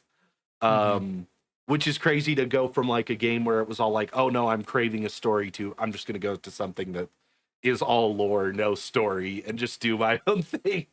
Um, Hmm. but yeah, like I think a lot of people view Yote as like the shoe-in for this, and Yote just didn't live up to it for me. Um, what does what does excite me about this is Death Stranding 2, which I've yet to play, but I didn't view Death Stranding 1 as an action game. Like kind of like what you're saying. I viewed it as an adventure, but the Hmm. action was like the smallest part of Death Stranding 1, in my opinion. And I adore Death Stranding 1, but I've heard everything about Death Stranding 2 is basically Death Stranding 1, but better, Sure. including the Hmm. action. And so, I don't know. This is one that I could see myself going and playing all these games and my opinion changing very easily. Um, and Indiana Jones, I think, just came to PlayStation. I could be Yeah. wrong, but Maybe. so Yeah. that's one I need to check out because that was originally an Xbox exclusive. Yeah. No. I kind of bagged on it, but I was like, man, Indiana Jones is pretty cool, man. I remember I love the Indiana Jones movie. Um. So anyway, best action game. Battlefield 6, Doom, The Dark Ages, Hades 2, Ninja Gaiden 4, and Shinobi: The Art of Vengeance. I voted for Hades 2. So I voted for Hades 2 as well. I'll tell you, in my heart, I would love to see Ninja Gaiden 4 win this game or win this category. Uh, Hmm. because if you've ever played any of the Ninja Gaiden games, uh, action is like the only word that describes the Ninja Gaiden franchise. But Hades 2 is another one of those games that I don't think people are underestimating Hades 2 in the way they're underestimating KCD 2 Hmm. as a possible winner. But I do want to point out that Hades 2 has a 95 on Metacritic. And as much as Oh, people it's want to really say good. ratings don't matter, uh, that puts it in like the top 60 games of all time. It is really good. It is the Hmm. highest rated game of the year. Uh, I could easily see Hades 2 taking game of the year and it being a thing of, like I was saying, like the people who wanted Expedition 33 turning around and being, oh, I've just accepted that like my game is never going to get its flower. No, I think Hades 2 is really, really good. And Hmm. I think there's people who have blinders on for Expedition 33. Uh, Kind of that thing we say of like people who go, oh, well, I played this game and haven't played the others. I think if you've played Hades 2, you recognize that like, no, this is a real contender. Um No, so what the reason I voted for it is when a lot of these sequels, you go in and you're like, oh yeah, I'm just gonna I know how to play this, right? Hades 2 is very, in some ways, very different from Hades 1, right? yeah. Because they're the combat is slightly ever so different enough to make it like, oh, I have to actually relearn how to play this. Because when I played it when it was in the early release stages of the game, I legitimately was like, oh, I can't do the same thing that I did in Hades 1, right? Yeah. Where it was just like kind of zipping back and forth and attacking. And I was like, oh, I can't do that. So Hades 2 is a great game. I can see Doom the Dark Ages winning though. Doom is one of those I games where it's think Doom always is just the biggest competitor for Hades 2 in this category, easily. yeah. So Um but yeah, Hades 2 is one and I'll admit I've yet to play it, but mhm. I just off Hades 1, I know Hades 2 is going to be good. So I'm actually really interested to hear your opinion on this category, particularly because what we were talking about earlier with the Steam Machine and how you were saying you were excited about their VR headset. You've got a Quest 2 that's untouched. Right. Um, have you touched any of these VR experiences this year? Uh, do you think you will go back and play this list knowing you have a VR headset? No. I'm sorry. Just no. There's no. I mean, I'm sure these are fine games, but I'm so out of the VR space, right? Where I don't have a horse in this race, where I can't really give a an opinion about any of this, right? This is such an interesting category. I think this is one of those categories where I think in maybe like 5, 10 years time, we're actually gonna see some game of the year contenders actually from the VR nomination set Yeah. that are probably going to be in game of the year. Um, but as of right now, I just So did you vote on this category or was it when you this is left blank? this is one I left blank. Okay. Um So I agree. I think a few years down the line, we're going to see some crazy stuff out of here. Uh, I think this is another example of where the money is. I think there are Mhm. people investing into VR, and so it gets a seat at the table. I did vote. I voted for the Midnight Walk, which I have not played in VR, but I just know was an incredible game. It was one that I was super like stoked to see come out. I saw the trailers. It's all done in like claymation, Mhm. and it's just a really cool looking game. But if I were to say something about VR as a whole, is I feel like Ghost Town or Alien Rogue Incursion is going to win this. Um, and that's because at the moment, I think that VR is at its best when it's either a horror game or a shooter. I think those are like the two like obvious use cases for VR. Um, Mhm. and I think those fill that spot. Uh, I will say these are all games that do make me want to turn around and go grab my VR2 and say, okay, let's go give these a shot, see if there's a demo for see how much they cost. Yeah. Because See VR what's up. games are usually like $10. Like Mhm. I've never really paid. I think I paid $30 for one VR game once, and that was the Horizon VR game that came with my VR2. So I don't even think I paid for it. I think I got it as part of the set. Um, but yeah, I do wanna go back and give these a try, knowing that I have access to them. Right. This is one of those categories like the indie one where it's all like, oh, this is a category that's easy for people to look at as unimportant, but I think you can find some great stuff here. Great gems in there. I think just from I mean, Ghost Town, just from the cover, it looks interesting, Yeah, right? it gives Um, me like Alan Wake control vibes. right. It also gives me the vibes of this book is probably at Barnes and Noble. Um, I I'm, don't know why I I'm found just, that so funny, but I know exactly what you meant when see you what you said it. mean. Anyway, besides that, moving on. All right, most important category. Okay, you ready to roast Jeff here? Oh, I'm All right. ready. Okay. Best mobile game. Destiny Rising, Persona 5, The Phantom X, Sonic Rumble, Masume, Pretty Derby. I said Uma that incorrectly. Masume. Masume, is it, if you say it that way? You said Masume, Pretty Masume. Derby, Masume. Okay. And then Wuthering Waves. Wuthering Waves? Wuthering Waves. Wuthering Waves, yeah. God, I'm like Jeff. I can't even talk right now. Um, so I'm looking at the camera for this. Jeff, you literally spent your Oshi is literally Kojima, and he goes to the Game Awards year long, every single year.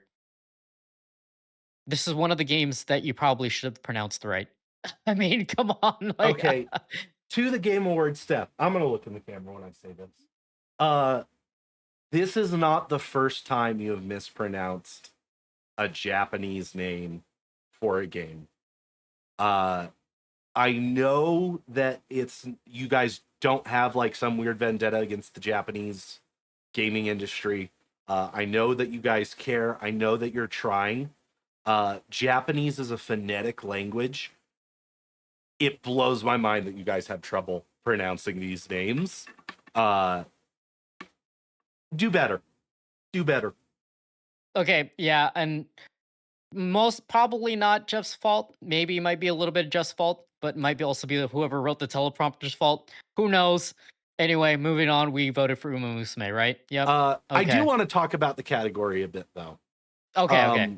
Because so Actually, I have strong opinions about this too. Actually, about one of them. here's the thing about best mobile game.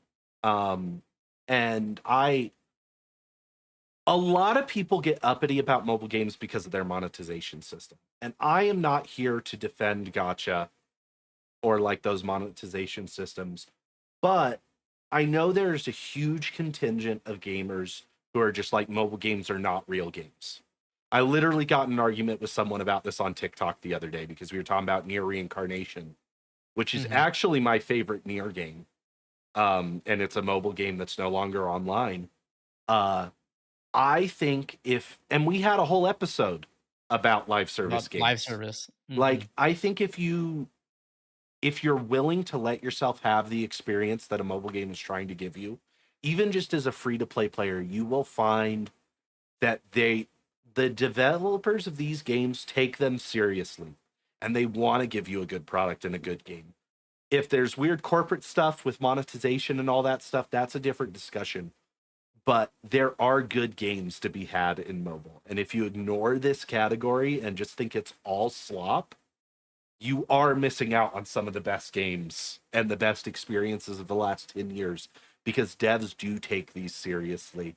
Um, I mentioned in our live service game episode, if Uma Musume had as big of a death grip on me by the end of the year as it did at launch, it was a contender for my game of the year, full stop. Not just best mobile game. Like, that's how much fun I had with this game.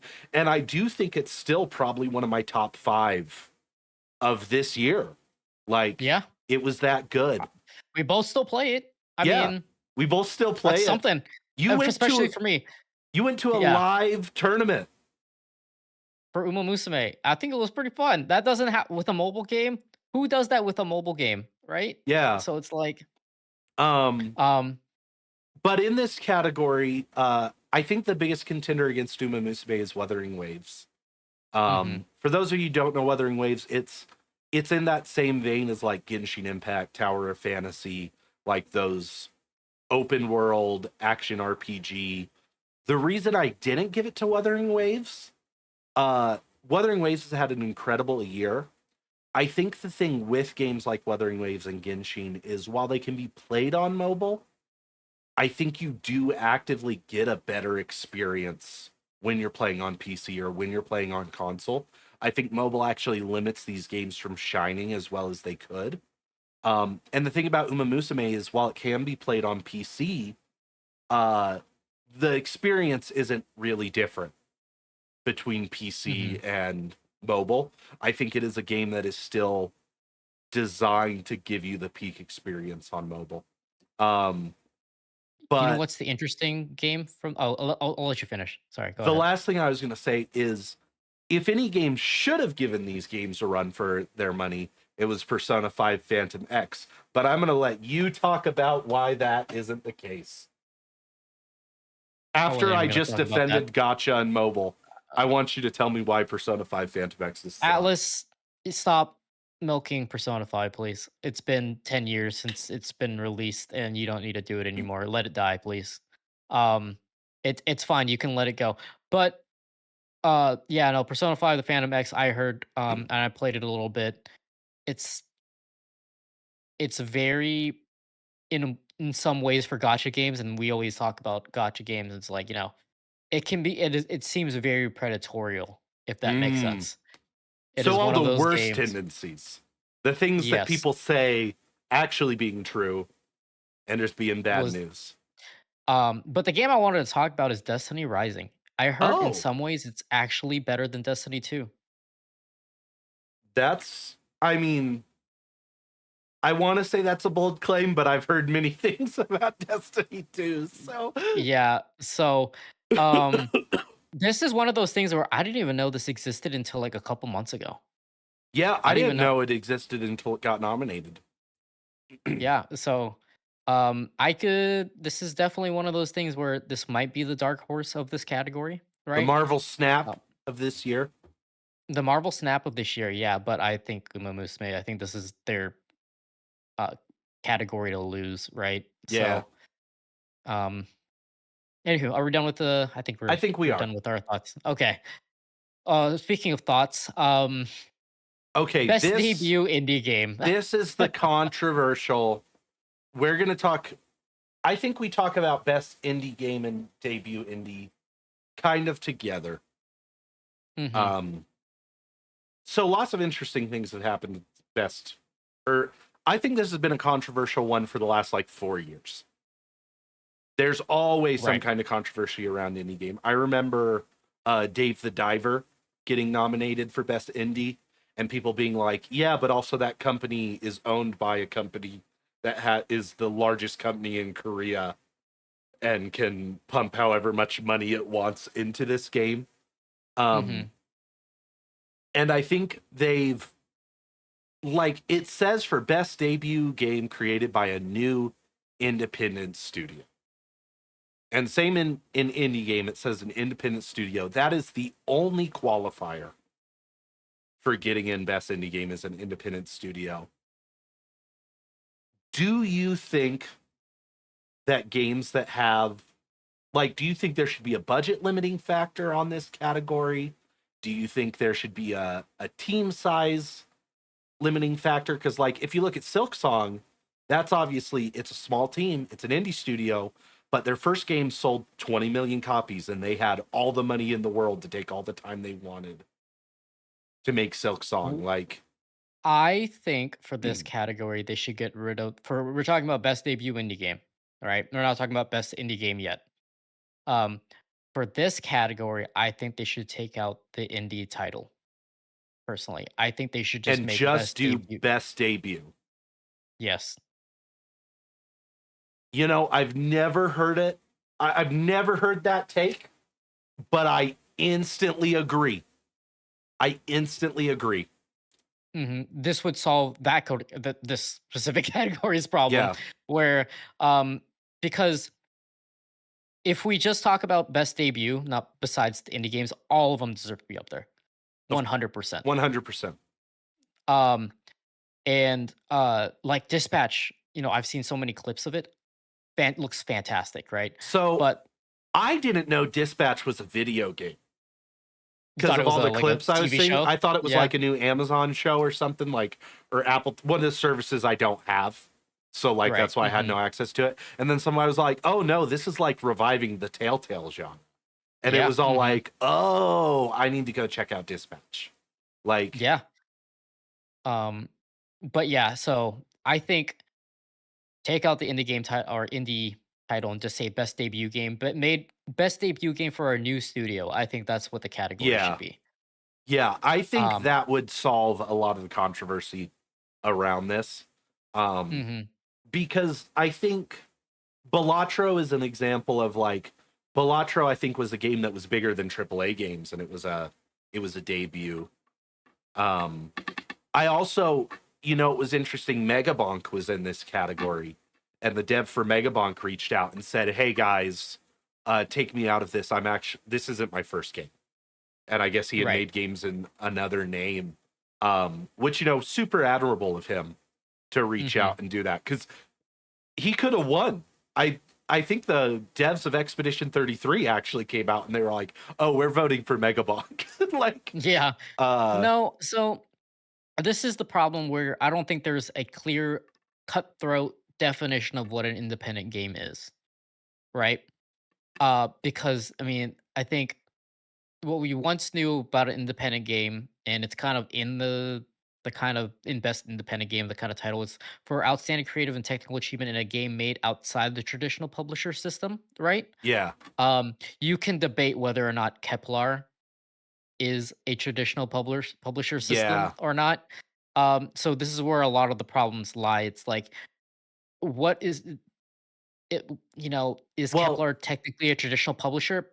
I don't think they are, but they kind of are at the same time, right? remember So remember when we went to PAX a few years back and we went to that panel with Rogue Games, right, and Rogues was a publisher for indie games, right, and it was all like, "Oh, but, like, don't you cease being an indie game once you have a publisher?" Like, and it's all like, right, "Oh, well, no, the dev was still independent, but the publisher wasn't." Like, it's defining the traditional publisher system, I think, would go a long way of what that right. means. Yeah. Like, is it Um, the publisher owns the dev studio? Is it the publisher taking a certain cut from the dev studio?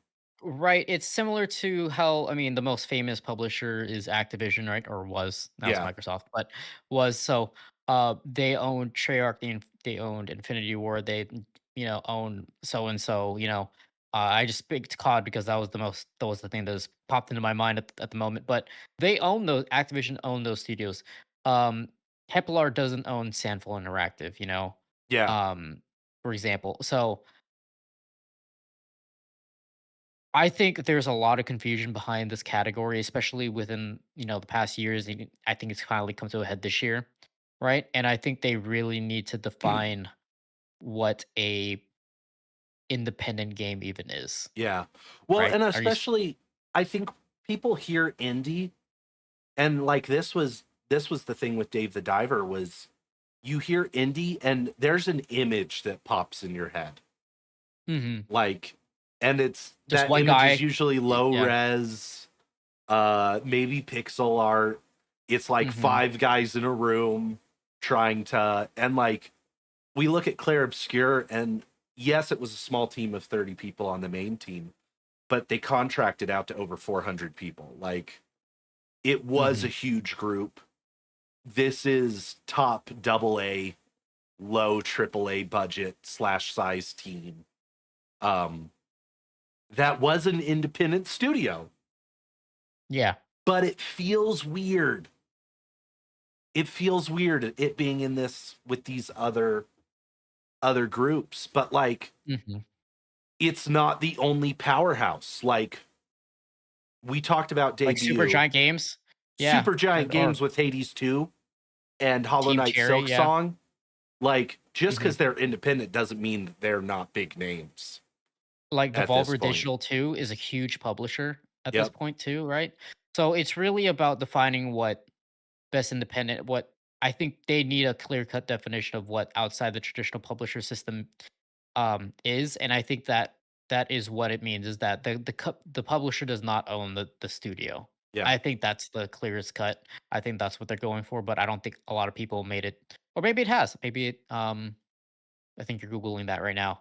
I'm actually googling something else. Oh, okay.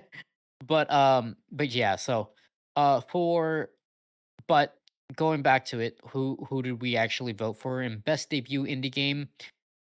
Because it's on here, I voted for Expedition 33 Yeah, I voted for Expedition 33 here as well. Because because it's on here. Yep. it's well, not just because it's on here, but I do think we talk about like Expedition 33 being good for the industry. I do think what they did with their budget and with their team and the ethos they went about in developing this game is a good thing for the industry. And I think it deserves the praise that it's getting. Right. And I think we're gonna talk about the impact of this game just when we get to game of the year. But Yeah. so we'll get to that topic in just a little bit. But I have strong opinions about But this yeah, one. so you voted Um for both, right? for both, yes. Yeah, I voted for Actually, both. actually, I did not. You didn't. I voted for Blueprints for best independent game. Oh. So, best independent, that's one that I think's interesting where I think this is one of those ones I've always said this where I'd love to see something win best independent game and then something else win game of the year.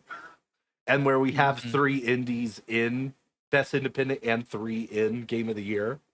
Uh I would love to see like Hades 2 win best independent game and then EX win game of the year and be like, "Wait, what does that mean?" Like, Honestly, I think that could happen, right? I don't think this is the this is the problem with how the game awards has kind of progressed, right? Is originally you had all these AAA games yeah. um in there. Um so but now you could be like, "Oh yeah, it was best action game, best adventure game, best sim game, whatever you want to call it." And they won their like perspective categories, but it wasn't a category like where it was the best of all the other independent games, Yeah. right?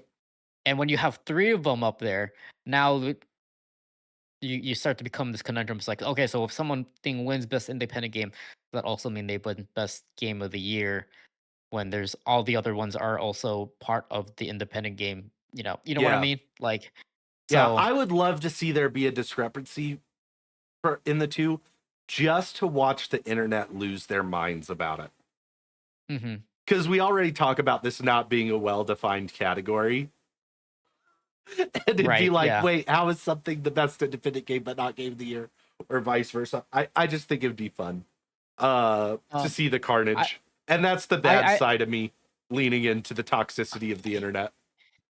this thought just ran through my mind. I hope Jeff has a bunch of game reveals lined up because this is Expedition 33's Game Awards to lose, right? It has 12 nominations, right, in total. We count all the voice actors, but I don't know how they're gonna fill a show and then they're gonna be like, "Oh yeah, Expedition 33, Expedition 33." Like normally, like the Grammys or the Oscars, it's like this movie won so and so for movie of the year. It also won blah blah blah blah blah blah blah blah blah. So I think they're also gonna do something similar here, where I mentioned that earlier. So I hope Jeff has some some party tricks up his sleeve Yeah. just to fill the time. Um, Okay. Best community support. Moving forward. okay. Uh this has been an interesting category because I think people take this category as best community, hmm but it's the devs supporting the community and like supporting the game and continuing updates and stuff like this. Last year, I think Larian Studios won. Baldur's Gate 3. It was like one of the first years that 14 hadn't won in like 5 years. hmm Um, you are more active in 14 right now. hmm I hear a lot of people complaining about the state of 14 and saying the devs aren't listening. Uh, how much of that do you think is the devs actually not listening versus the community complaining about stuff? Like, do you think, I guess let me ask the question this way. Do you think Square Enix has fallen from grace and is actually no longer deserving of this award? So I think this Or is do you also think one of other people have stepped up and that's why other people are winning? I think this is one of those categories where, like you said, they get misconstrued and they vote for, oh yeah, this game has the best community, right? Yeah. But I also think community support's a huge part of that. Uh, don't look. Final Fantasy 14 hat. I did not vote for Final Fantasy 14 this category this year around again. Um, I voted for Baldur's Gate 3. Fortnite was probably going to be my second just because of the amount of stuff that they released. But to go back to your point, right? Do I think it is the devs have addressed in live letters, like they literally went through the I think it was one of the most recent live letters where they was like, yeah, we're changing this because of this, right? We're changing this because you guys didn't like it. We're changing this because you didn't like it, right? So to say they're not listening is disingenuous a little bit, right? Because they literally had a PowerPoint. Thank Yeah. God Yoshi P didn't print out freaking million pieces of paper and killed a bunch of trees. Okay, so just to describe what he was feeling at that moment. But do I think it's gonna win best community support? Uh, this is encapsulating the whole year. I don't think so. I don't think any like I don't know how you beat Baldur's Gate 3. The reason I picked Baldur's Gate 3 is because they are still supporting that game, and this game has launched, um, like, maybe 3 years ago at this point, right? Yeah, 3 years Yeah. at this point, yeah. Um, the most recent one, that kinda blew me away is that, they added fully compatible Steam Deck support when they didn't have to. Mm. That to me was like, yeah, they were thinking about this and they finally had the time to do it and they were like, yeah, we want to have people that play it on the Steam Deck to run this actually pretty decently, right?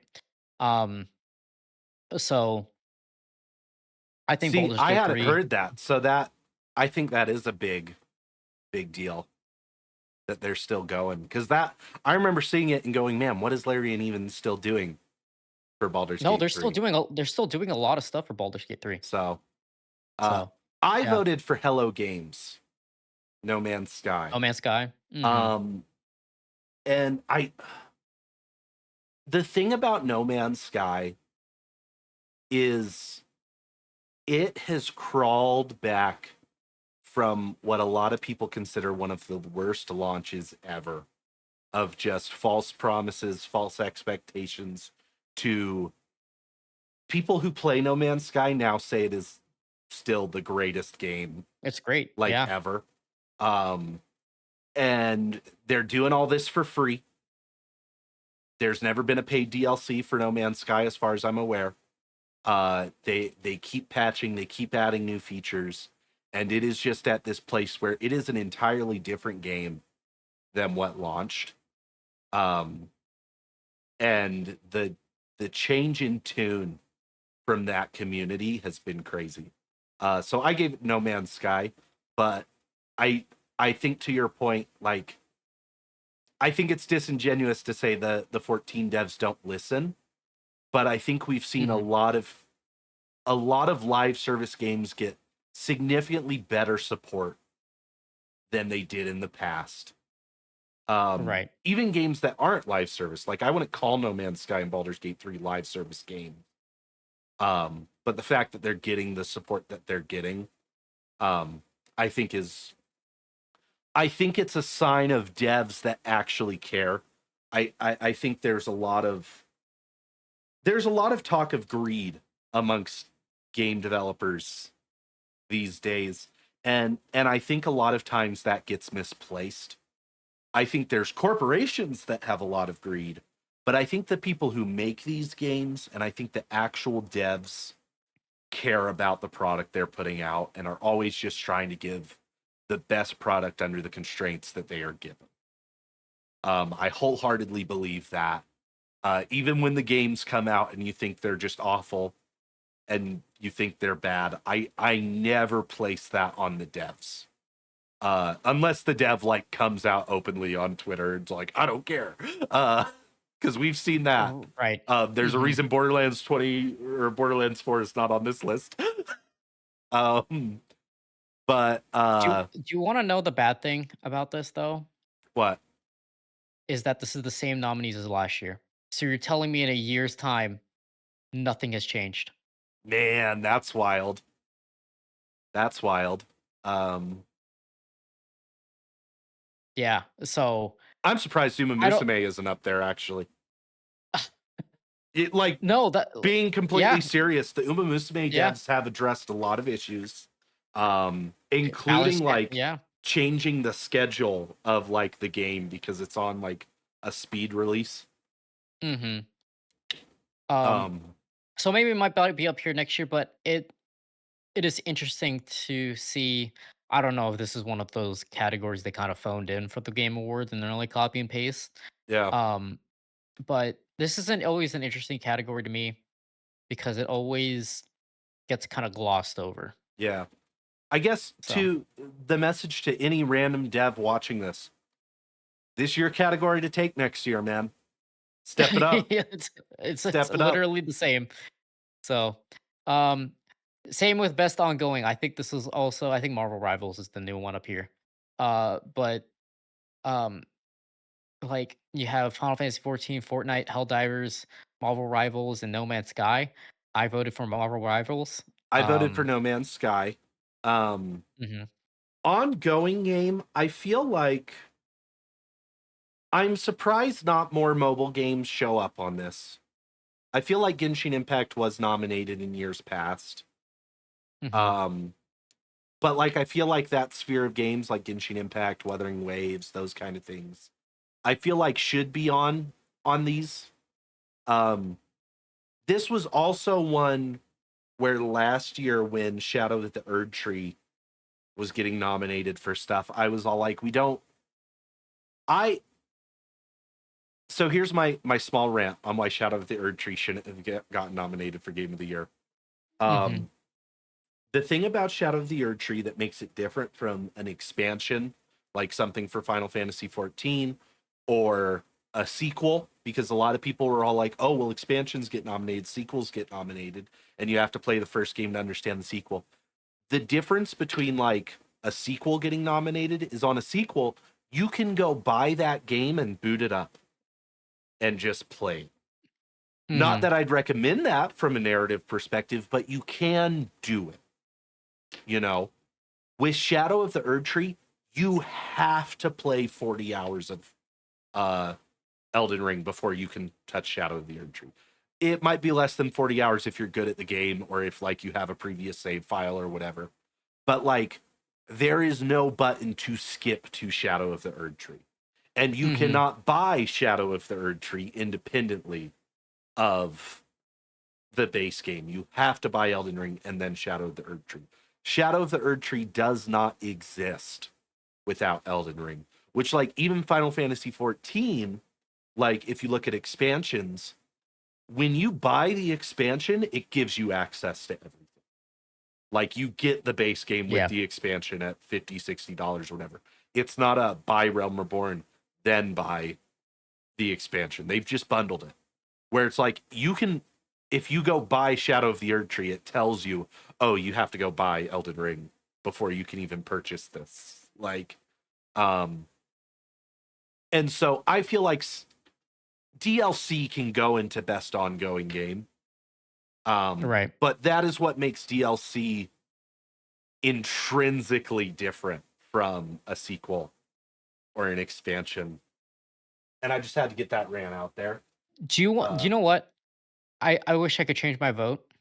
You know who I think should actually win this? What I believe deep in my heart, as much as I don't want to say this, I don't Fortnite. actually, I should, yes, it's Fortnite. The amount of stuff that they added into Fortnite is actually crazy where I don't even know what Fortnite is about anymore. It's so true. Right? Um, you know who I would have wanted to see in here as I just go on that rant about DLC? Liza P. Overture for me was the best, like, continuation of a game that I saw Mhm. this year. And I would have loved that to see that in here. But I think you're right. Honestly, Fortnite has just become such a thing, and there's so many people who want to, like, slam Fortnite and be like, "Oh, Fortnite is like a kid's game," and it's like we do all this stuff to, like, make Fortnite the butt of the joke, Right. but, Mhm. like, Fortnite is genuinely incredible with everything Oh it's yeah. done and everything it's pulled off.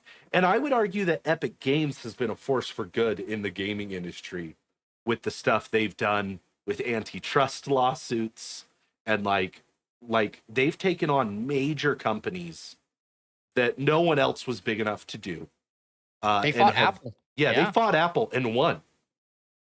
Like, that's, and people want to say the Epic Game Launcher sucks and they don't like it as much as Steam and stuff, but, like, honestly, Steam needs competition. Like, Yeah. You you can't just know, be the only one. Yeah. people want to sit there and say consoles are bad because they have a closed ecosystem and market. And it's all like, well, so why isn't Steam bad? Like, I think Epic existing does a lot of good. Uh and the stuff they do with Fortnite is genuinely impressive. Yeah. So, you know, I and you remember can playing change your Fortnite 2 vote. years ago. You Yeah. say you wish you can change your vote. You can change your vote. Oh, I need to sign in. But yeah, no, Fortnite And I'm doing waited it. like maybe I'm doing it. you changing into Changing my Fortnite? vote. Yeah. I might change mine in just a second.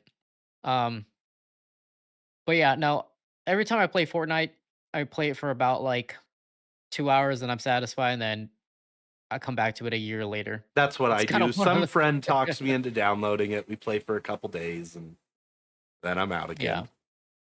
But I have skins from, like, the first couple seasons. And so, Oh, like, yeah. when my friends are like, log on, and then I pull out some skin and they go, "Whoa, you've got, what's it called?" And it's like, yeah, I do. I'm an OG. You don't know who you're talking to. So this next category is games for impact. Um, I voted for Wanderstop just because I actually looked into this and I want to really play it. This is made by the same guy that made the Stanley Parable. I don't know if you've Okay. ever played that game. Very aware of the And Stanley Parable. the composer for this game is C418. I don't know if you've ever heard of that name, famously for Minecraft. Um, the composer for Minecraft. Um, so this game is about burnout, from what I can tell. Oh, cool. So This um is one of those categories, like the indie games, where it's all like, this is a list of games that I grab every year and go, cool, this is now in the backlog. I'm going to go mhm, play all these games. Um, I gave it to South of Midnight. And I joked about Reasoning being because I'm a Cajun from Louisiana. Mhm. Um, but like truly, I think South of Midnight, like it was made by people from that culture, trying to capture like their stories and their myths, and it tells those stories in a way that I don't think have been told before, um, while at the same time being a good game. Uh, Right. Mhm. and I think it deserved my vote. But I think everything on this list is probably deserving of a vote, and I think everything on this Right. list is worth looking at and going and playing. Mhm. Um, Absolutely agree. Uh, the next category, innovation accessibility. I think I voted for South of Midnight. This is one of This those is the one that I left blank because I just don't know. So the interesting part about this on the website, I'm gonna, in the actual VOD for this, the video, there is a learn about the nominees section in the website. I don't know if you've ever clicked on that. Oh, no, I haven't. So it actually describes why they were nominated for. Where do I And find this? it's on the so if you click into innovation and accessibility, it says learn about the nominees. I don't know if you see Oh, I that. see it. I see it. So I was reading this, and it seems like South of Midnight has added some motor disability, work with disabled players to it, all that Oh, kind of stuff. So that kind of um so I voted on that just because of what was kind of listed on the document. So um very cool stuff that's happening there. Now, side tangent. Next year I want to see every single we were talking about why this specific nominee was nominated for the specific category. I would love to see an article detailing why the academy decided to nominate those games for yes. each categories. Yes, I think that would go a long way. Looking at that learn about the nominees thing, I can't help but notice only like 5 nominees are on there, and I almost wonder if that was like a blurb. They reached out to him and said, "Hey, do you want to give us something to put on Mhm. here?" Um uh and so I almost wonder if like cuz I don't see EA Sports having one on there unless I just missed it. I think Um all of them are on there. oh no, Yeah. F26 is on there. Mhm. Uh but yeah, I agree. I think it would be interesting to just have them be like, "Hey, Here's why we put these here's up why we here. put Yeah. each of those up." Um, Oh. Ooh, the next category is interesting. Best performance. okay, Um, this one I've got heavy thoughts on, and I know my choice was controversial. Uh, do you want to go first, or you want to let me rant? I voted for Ben Starr. Okay. And the reason why is because this was really a I was tempted to vote for Jennifer this time, right? Even Troy Baker is Indian. First of all, I want to give kudos to Troy Baker. Do you know, like, reenact and actually being like, wow, that sounds like Harrison Ford, and it was Troy Baker. I was like, huh, Yeah, not bad. So I saw some people kudos. being like, Troy Baker should have been nominated for Death Stranding 2, not Indiana Jones, and I'm like, did you see his performance in Indiana Jones? It's actually quite Really good. insane. Right, yeah. But yeah, no, I voted for Ben Starr, and I think his acting, especially a spoiler alert, in the last scene where in no, I don't know how to say this without spoiling it too far because I know some people that have it, but So you know what I'm talking, right? so Yeah, Ben yeah. even said in a interview at the Golden Joysticks, he said he prefers Mael's ending because of his acting in that scene. He was all like, Right. I really think you need to see the performance I give right there," Yeah, which I no, it thought was was probably funny. his best performance that I've ever seen, like, compared to Final Fantasy 16. Yeah, no, like the whole game, even for Expedition 33. So I think this is that's always everybody deserves it, like easy, Mhm. like to say. Um, I voted for Konatsu Kato from Silent Hill F. Um, And I don't I don't want this to come off as like me trying to be like inclusive diversity pick when I say this. Um, but I think something incredibly important to note about her performance and this getting nominated is that this is the first time ever a non-English performance was nominated in this category. And I think that says something about how good it was. That people who do not speak that language still resonated with how good with her that. performance was. I do speak Japanese, so I think I do have like a weird connection to that performance that not necessarily everyone got. Um, and so it's easier for me to be like, oh no, like this resonated with me more than the Expedition 33 ones or with Indiana Jones or even Ghost of Yotei. Like, but like, I think that there was a huge group of people that were like, no, even even amongst these phenomenal performances, this performance that was in a different language from my own still Mhm. hit. Um, I think says something about how good she was in the game. And I've said Silent Hill F was my game of the year. If she wasn't nominated, I would have given it to Ben as well. And I was really sad the year FF16 came out when it was Ben versus Neil Newborn Right. for Baldur's Gate 3 because it was all like, man, either one of these, like any of those winning Good would one. have been amazing. Um, and I will be happy no matter who wins this category, Yeah. but I think it would be so incredible for Konatsu to win um, and be the first ever non-English performance nominated and to win at the same time. I think would be really cool. And I think it would get a lot of people to go try Silent Hill F, which was my personal game. Do you want to know what the interesting comment I saw about this category was for Charlie Cox? Is that they would be like, "Oh yeah, Charlie, you won. Now you have to show up to the Game Awards." Yep. Right, yeah, now you have to.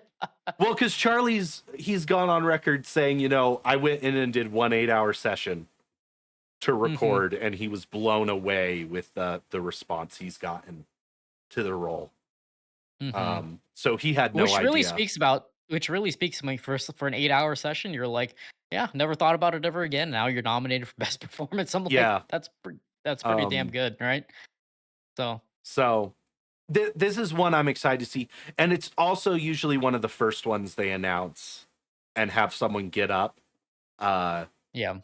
Never forget the infamous like 13-minute speech from the God of War actor. Oh, do you remember that was the year that they gave out Steam Decks for every like 15 minutes the Game Awards was going on or Yeah, something like that? Yeah. So yeah, and everybody was like, this "Let guy. him go, let him keep talking."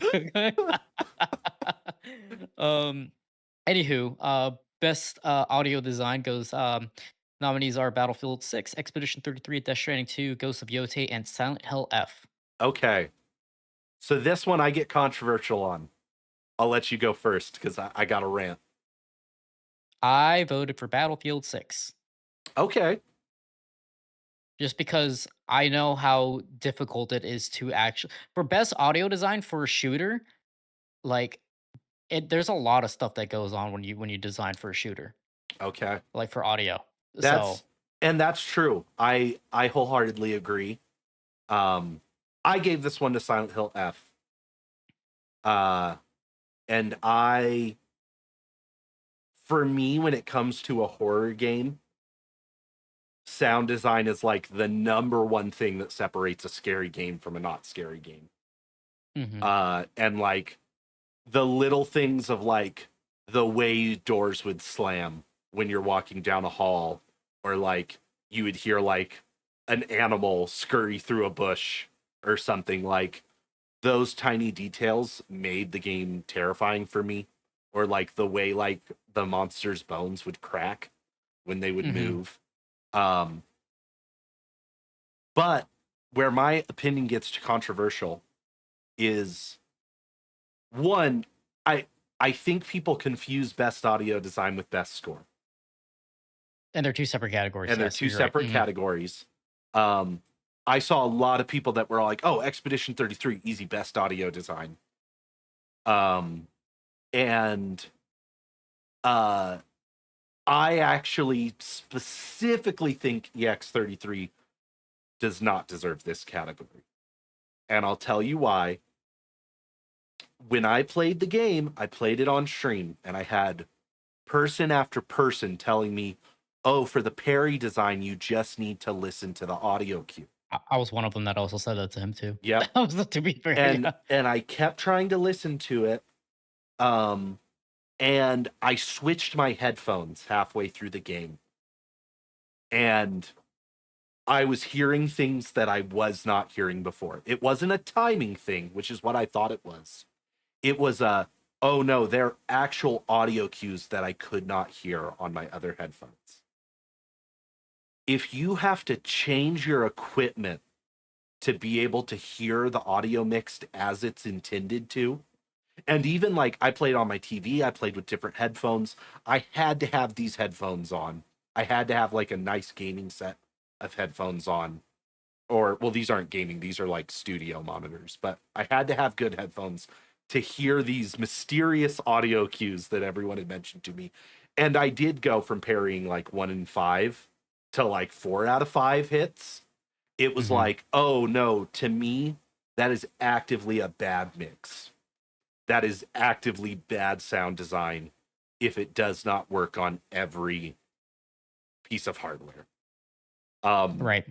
and so that, I know I'm like controversial for saying that because there's going to be EX33 fanboys that are going to come at me for it.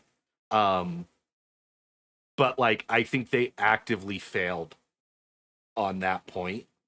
Um, and there could be other games on this list that had similar failures, but their failures were not so integral to the gameplay that I noticed them. Right. Um, I think this is definitely one of those categories where for the modern person, they're just going off vibes and it's a highly when they're technical, yes, this is a highly technical. Um, so yeah. but yeah, What I think any of these nominees could win it for different reasons. mhm, Um, and like it's one like you say, like Battlefield. I think people underestimate how much goes into a shooter, making like audio design good for a shooter. mhm, Uh, and it's one that I think could be deserving. Um, but yeah, this is the one of the only categories where Claire Expedition 33 was nominated that I actively don't think it deserves to win. I don't think it's gonna I mean, who knows, right? But I don't think that category that it's probably not. What the category that they most likely are, on at least my opinion, the best score in music. The nominees are Expedition 33, um, Hollow Knight, Silk Song, Hades 2, Ghost of Yotei, and Death Stranding 2. I voted for Expedition 33. I think the soundtrack is fantastic. Um, I voted for Expedition 33 as well. Um, so I have an interesting take on this. Um, I Expedition 33 soundtrack has not been one that I've actively listened to outside of the game as much, and I think that has to do with formatting of the soundtrack specifically. Like if you pull up the soundtrack on YouTube Music or Apple Music or whatever, they will have like the same song 5 times in a row. And it's mhm, just like a slightly different mix, slightly different portion of it. Um, and it makes it a hard just pop in and listen to soundtrack when compared to like Death Stranding 1 soundtrack was incredible to me, and it was one that like I was able to just pop on and listen to. Um, I had a similar experience with the Hades 1 soundtrack. It's one that's easy to listen to. right. Um, but I think in the context of the game itself, the way Expedition 33 uses its its soundtrack is perfect. Right. Like, I They think use it at the right times and stuff the like right that. Yes. times, the different versions, the remixes, all of that is phenomenal. And so why I have like personal gripes with like compared to say like a Final Fantasy soundtrack or Zelda soundtrack that I would just pop into and listen to. I have individual tracks of Expedition 33 I'll listen to that I love. But I think in the context of the game, the only one I see giving it truly a run for its money is Death Stranding 2. And that's purely on how good Death Stranding 1's soundtrack is. I haven't played Death Stranding 2 yet to know. Um but Not yeah, Hades 2. That was my second actually Hades for 2 this is your one. second. So once again, that's one I haven't played. And so it could do it. Um but yeah, this is another just stacked category that like I think Expedition 33 deserves it. Mhm. That doesn't mean I don't think the others do. Right, yeah. And I think that's going to be a recurring thing as we get into the next few categories. Speaking of the next category, best art direction, Expedition 33, Death Stranding 2, Ghost of Yotei, Hades 2, and Hollow Knight Silk Song. I voted for Hades 2. So this is one that I see. I voted for Expedition 33, but I know a lot of people who had issues with Expedition 33's art direction. Like I was actually in a friend's stream and they were talking about like they think there's too much bloom and it's like Mhm. actively hard to look at sometimes. And I think about moving around in the overworld. And the overworld, there are times where like I just didn't know where I was because Mhm. everything felt super homogenous in a way. And I think they could have leaned in more to their painted aesthetic in some places, in some regards. Uh, where like I agree with you, Hades 2 nails its style. Um, Yeah. Ghost of Yotei is one, and Tsushima was the same way. That game's a freaking wallpaper generator as you go around. Uh, Death Stranding 2 is, from a technical perspective, is one of the most beautiful games ever made. Like, Mhm. um, I think people, this is another one where I think everyone is deserving of the win. I think people expect Expedition 33 to take it, but I will not be surprised if any of these others grab it. Um, and I think art direction is different specifically from best direction. It's another one that I think I want to clarify. Oh, Same as best we game did with direction. soundtrack and sound Mhm. design. I think best art direction is technical in a way. Yeah, it says technical achievement. It says it on in the And description right I there. think I think this one is not as clear cut and dry as some people want it to be. Uh, Mhm. and while I voted for Expedition 33, I will not be upset. And I think Hades 2 is actually probably going to be the one that takes this. I agree with your vote. The best narrative for outstanding storytelling and narrative development in a game: Expedition 33, Death Stranding 2, Ghost of Yotei, Kingdom Come Deliverance 2, and Silent Hill F. Expedition 33 was my vote in this category.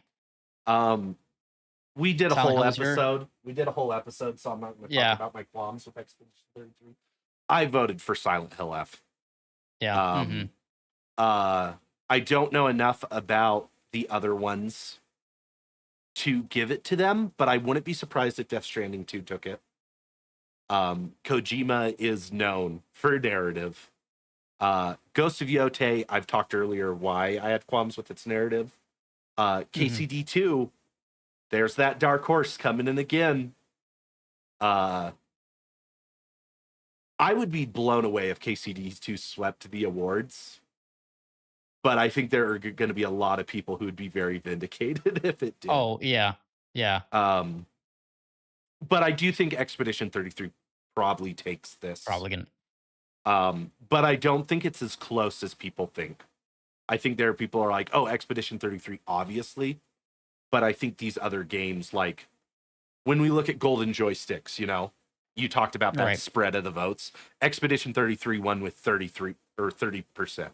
It wasn't Expedition 33 winning with 70%. I think it wins this category, but I think it's with 30%, and these other ones are like 20, Right. 18. Um,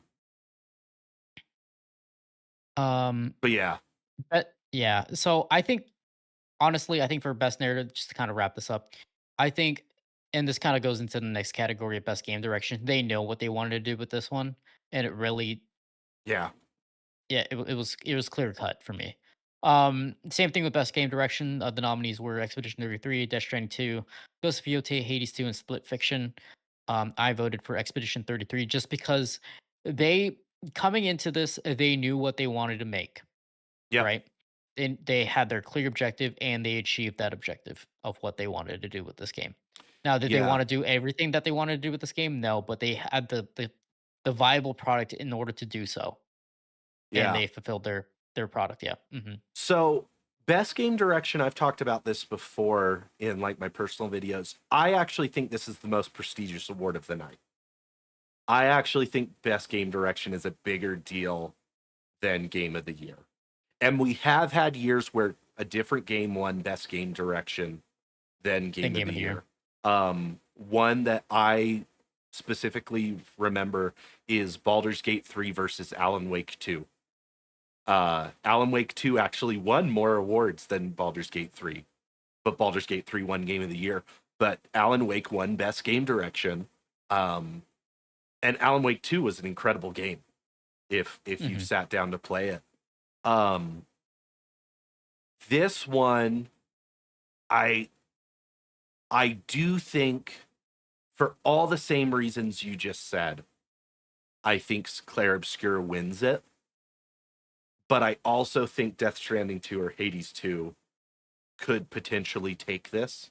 Death Stranding 2 specifically because Kojima is known for pushing the boundaries of like what a game does.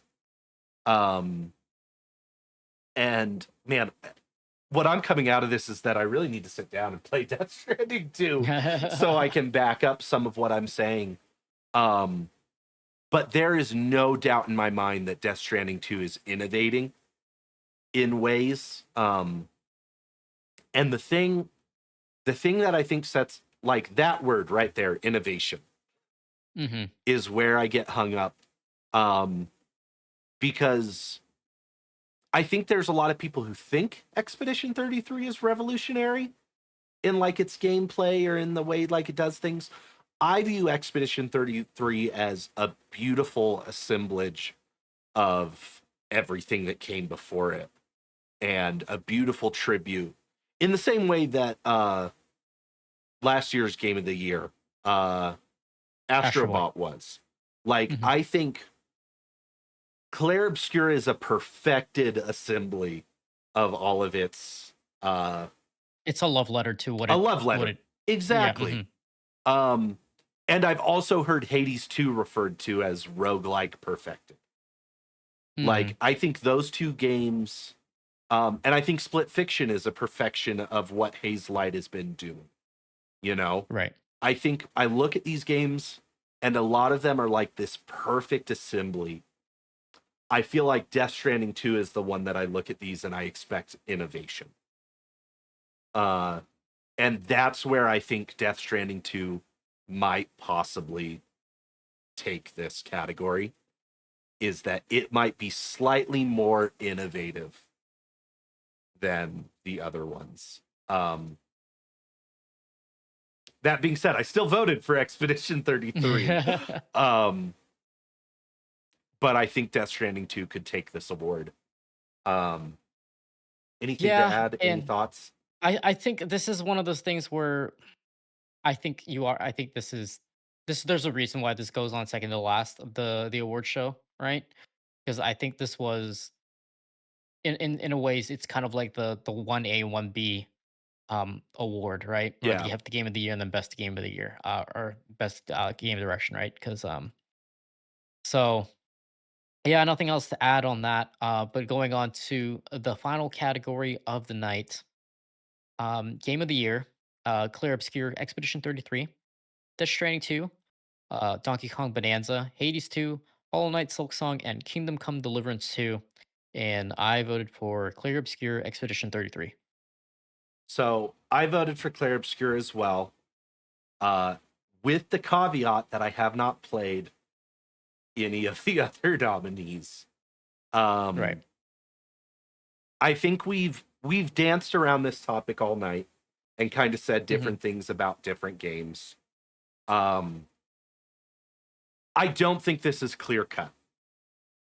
Like, for me, it is because I've only played one of the games. Um, but everyone that's on here deserves to be on here. I think people view this like I saw the memes of like Clair Obscur and Hollow Knight fighting as like those are the big two. Um, but as I've mentioned before, Hades 2, highest rated game this year. It's higher than Hmm. all of these. Um, Death Stranding So 2 has things going for it. Kingdom Come Deliverance 2, I've mentioned. The only one I think I probably haven't talked about on this list is Bonanza, which I think really the only thing holding Bonanza back from being more in the discussion is the lack of people who own a Switch 2. But everyone I know hmm who owns a Switch 2 and has played this game is all like, "Oh no, this deserves to be up there." Um, but I've cut so you off a my couple thoughts, times. Go ahead. no. My thoughts on this is that this is the same situation that, or similar. I don't want to say same, but similar, that Baldur's Gate 3 was in 2 years ago, where it is one of those games, it is a once in a generation game type of deal, where, in 2023, Baldur's Gate 3 was going against Tears of the Kingdom and Marvel Spider Man 2 and Alan Wake 2 and Resident Evil 4 and Super Mario Brothers, right? Um, this is very similar vibes that I'm getting here, where this is one of those things where, and the Baldur's Gate 3 people, we mentioned this in the Yeah, podcast, so you can watch it. But um this is one of those things where I think this is Expedition 33's year. This, I mean, to me, this doesn't there's no other contender for me personally, right? yeah, And not to discredit any of the other games, was that this had a very similar impact to what I'm seeing that Baldur's Gate 3 had, where it has a very hard cult following, where it yeah, has, you know, it redefined um what you can call an independent game in such a way, or I don't know if you want to call Baldur's Gate 3. I guess you could call Baldur's Gate. Nah, not really. In some ways, I guess yeah. it's the same argument as what we had earlier, Well, right? and Um, with what like the interesting thing is like I feel like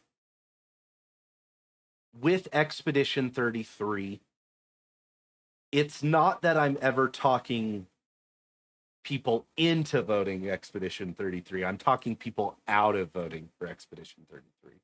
I'm over here like, no, here's why these games are also deserving kind of thing. Like to your mhm, point of like it's Expedition 33's category to lose. yes. Um but even like and we talked about this in the podcast, I push back on that idea of it being a once in a generation game. Like and like I get why people say it, but it's like even in your argument of it being a once in a generation game and you talk about like how impactful it is and the comparison you make is Baldur's Gate 3, a game that came out 2 years ago. And I think that's where like I get with people talking about Expedition 33 is they're all like, "Oh, like it's a once in a generation game or it's the game that brought back turn-based when Metaphor was nominated last year. Persona 5 was less than a decade ago." Um or it is like right at a decade ago like but Persona 3 Reload was also huge. Like it's it's one of those games where it's all like people talk about it like they're starved in a desert or they're Right. thirsty in a desert, when in actuality I think they're having their favorite drink at a bar. Like it's Well, so my argument for that too, and you've seen this with other people too. This a lot of these people that are playing Expedition 33, this is their first turn-based game ever. yeah. Um and and I think, that speaks more to saying that it revived turn based. I think saying that, this drew in a crowd that wasn't turn based speaks more to what it did than trying to make this argument that it's reviving something that isn't dead. uh Right. Hmm. um I mean, even just this year, like Tactics, which people will argue is not turn based, but like it's in that same vein. um it's like, and it's this weird thing because I feel like I'm being overwhelmingly negative when I talk about Expedition 33, because it sounds like I'm trying to bring down Expedition 33, when what I'm really trying to do is say gaming is in a much better state than you're giving it credit for when you say Expedition 33 is the only good game of the last 10 years. Not that that's what you're saying, but I'm hearing Hmm. people say that. um when, like, we've gone through this list tonight and talked about games that we loved that were Yeah. not Expedition 33. Like, I have not been in any sort of famine this year for games to play. I was in no sort of famine last year for games to play. I was in no sort of famine in 2022 for games to play. I can go back 6 years and not think of a moment where I was like, man, there are no games to play. Um and I think the gaming industry, in terms of the actual games that are coming out, not talking about conditions of costs, not talking about layoffs, not talking about people acquiring things. I think the games that are coming out have been good for a good 5 years, at least. Um, and I think we're going to continue to see good games. And I think Expedition 33 is not a I don't think it is a turning point. I don't think it is this, oh, this is the start of something grand happening that's different. I think Expedition 33 is the result of the gaming industry getting better and better over the last 5 years. And I think Expedition 33 is showing us that we are finally back at the healthy place that we've been trying to get to, because it is one good game in a sea of other good Right. games. Um, Hmm. and I say all And that's this what I not to put down Expedition 33, but to point out that things are not as bleak as people want to make it sound. right. And that, to go back with your last statement, that's what really kind of drives it home. Why I think it'll probably win is that you were talking about it's the result of thesis that the guy from Larian Studios said is like you're going to see a lot more of things that we've done other studios are going to do, right? um so this is the result of that, and you're going to see a lot more, but this was the first, in my opinion, the first result from that thesis basically, right? um and just like I said, the cultural, the impact that this had, this was if you asked everybody a year ago, what did you think, of the upcoming games that were gonna come out that you were excited for? Nobody said this Expedition 33 was gonna be that, right? Yeah. Well, and we've So, we've talked in the other podcast about this, that we were in mhm, different circles, because I was hearing people say that. right, mhm. So, um, But the fact anyway, that, to what you're saying, I agree. Like the fact that there was a whole circle that was not anticipating, yeah, it and then was they turned anticipating around and it this. was like, no, this is my favorite game of the year. Um, Mhm. So, anyway, yep, that's our. I think that kind of wraps up the thoughts here. It's basically, to keep it short, Expedition 33 is Game Awards to lose, pretty much yeah. in a nutshell. Um, but yeah, any final thoughts that you wanted to kind of give here? Um,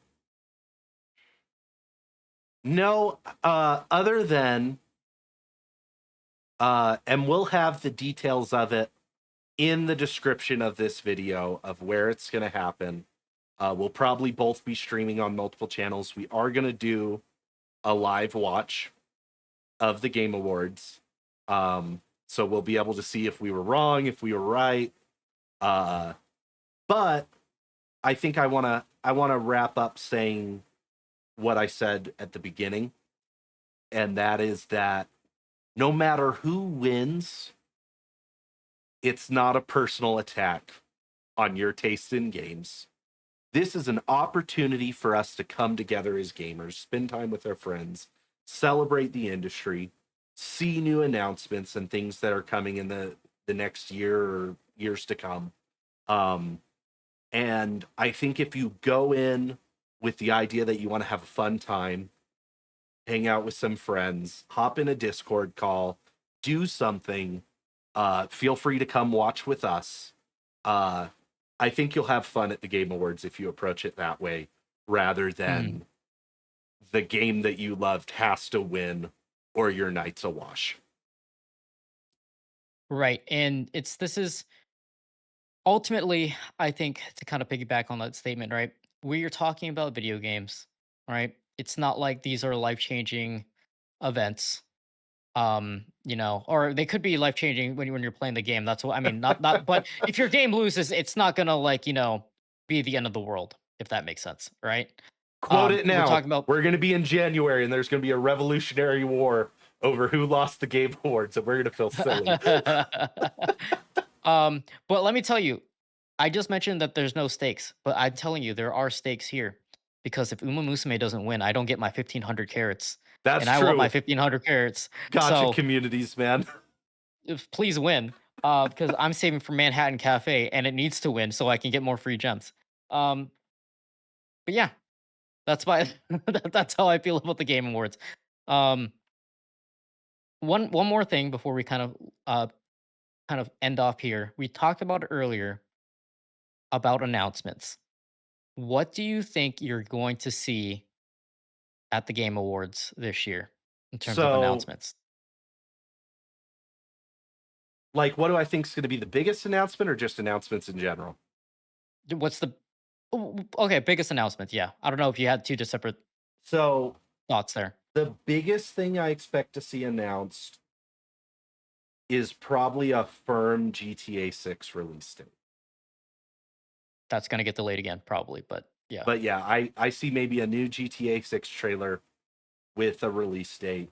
Um, Kind of like the most generalized big announcement. Um, the thing that I'm always hoping for, that is always copium, is Bloodborne 2. But I don't think Bloodborne 2 will happen. I actually think, actually, okay, no, I do have a list as my brain Mhm. has. Okay, things Yeah, that I process think we this. see. Duskblood's release date. So not Bloodborne 2, but the Bloodborne spiritual successor. I think we get a new Duskbloods trailer with the Duskbloods release date. I think we actually get um, a trailer for the Expedition 33 DLC or new add-on that they've teased. Mhm. Uh, and I actually think it's not going to be that we're going to get a release date for it. I think it's going to get shadow dropped.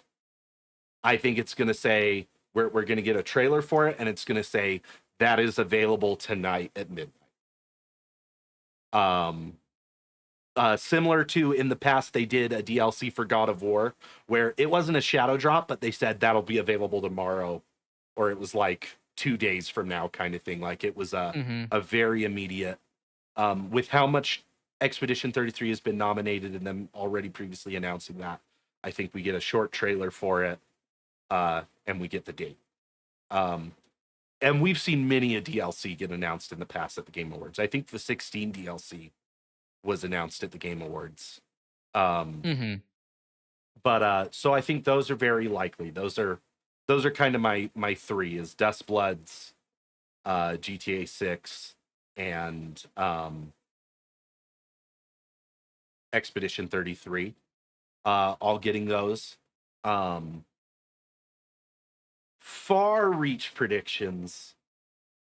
I think there may be a world where we get the first trailer for the Zelda movie. Because I think Jeff wants that. I think he wants to be the guy who drops the Zelda movie trailer. Mm-hmm. If not this year, next year, because we know it's coming out in I think it would be next year. 27. Mm-hmm. I think it could be next year, Summer Games Fest. Yeah. But so that's a far reach. I know the Night Rain DLC will be out before then, so I don't think we see a trailer for that. Yeah, those are all my predictions. Okay, so mine is we will get part 3 of the Final Fantasy VII remake series announced Oh, there. okay. Sure. I think that might happen. Or I know it's a meme a lot. We're gonna get some Square Enix announcement in some form or way. I think it's more Yeah. likely gonna be Final Fantasy VII. I don't think it's gonna be Kingdom Hearts 4. I don't think Kingdom Hearts Is 4 or FF17. Yes, but I think FF7 remake part 3, whatever they want to call it, is more of the likely out of the Square Enix things that are probably gonna get announced. Sure. This has been in the rumor mills a lot. I think a Fallout New Vegas or Fallout 3 remake gets announced, Okay.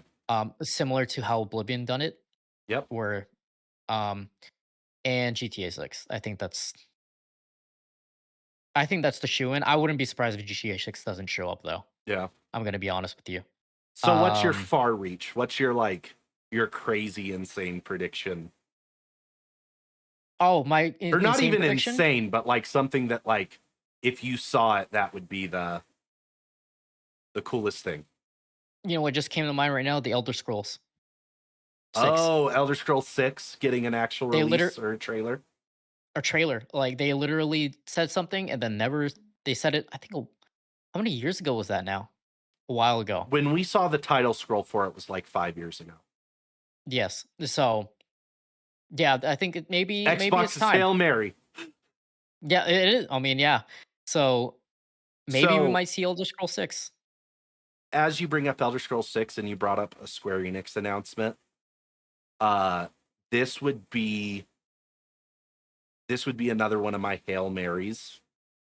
And it would be insane if they kept it under wraps, but would be some kind of Nier announcement. Whether that's Nier 4, a console port of Nier Reincarnation, Drakengard 4. I think that is a big enough franchise for Square Enix that if they were going to announce something that was an actual game, it's going to be Game Awards or Summer Games Fest at this point. I don't think that gets announced at a State of Play on a random Tuesday or whatever. I think that is a Game Awards level announcement. Yep. So I don't know. I mean, they have to fill the time somehow if Expedition 33 is gonna sweep it supposedly, right? Yep. They gotta they gotta fill it with something. They can't let those we'll guys see. give 10 speeches. Yeah. All right. Well, this has been our Game Awards podcast. We did focus on the Game Awards, but we've talked in general. We love Game Awards season in general. The Golden Joysticks, all of it. It's great to see people get recognized and nominated. Was there any game that you wanted to see nominated that didn't get nominated for a category, or a game that you absolutely loved this year that was deserving? Let us know down in the comments. And remember to like and subscribe if you enjoy the content. This is episode 8 of the podcast, hopefully many more to come. Like I said earlier, information on watching it live with us will be down below. And thanks for watching. See you guys later.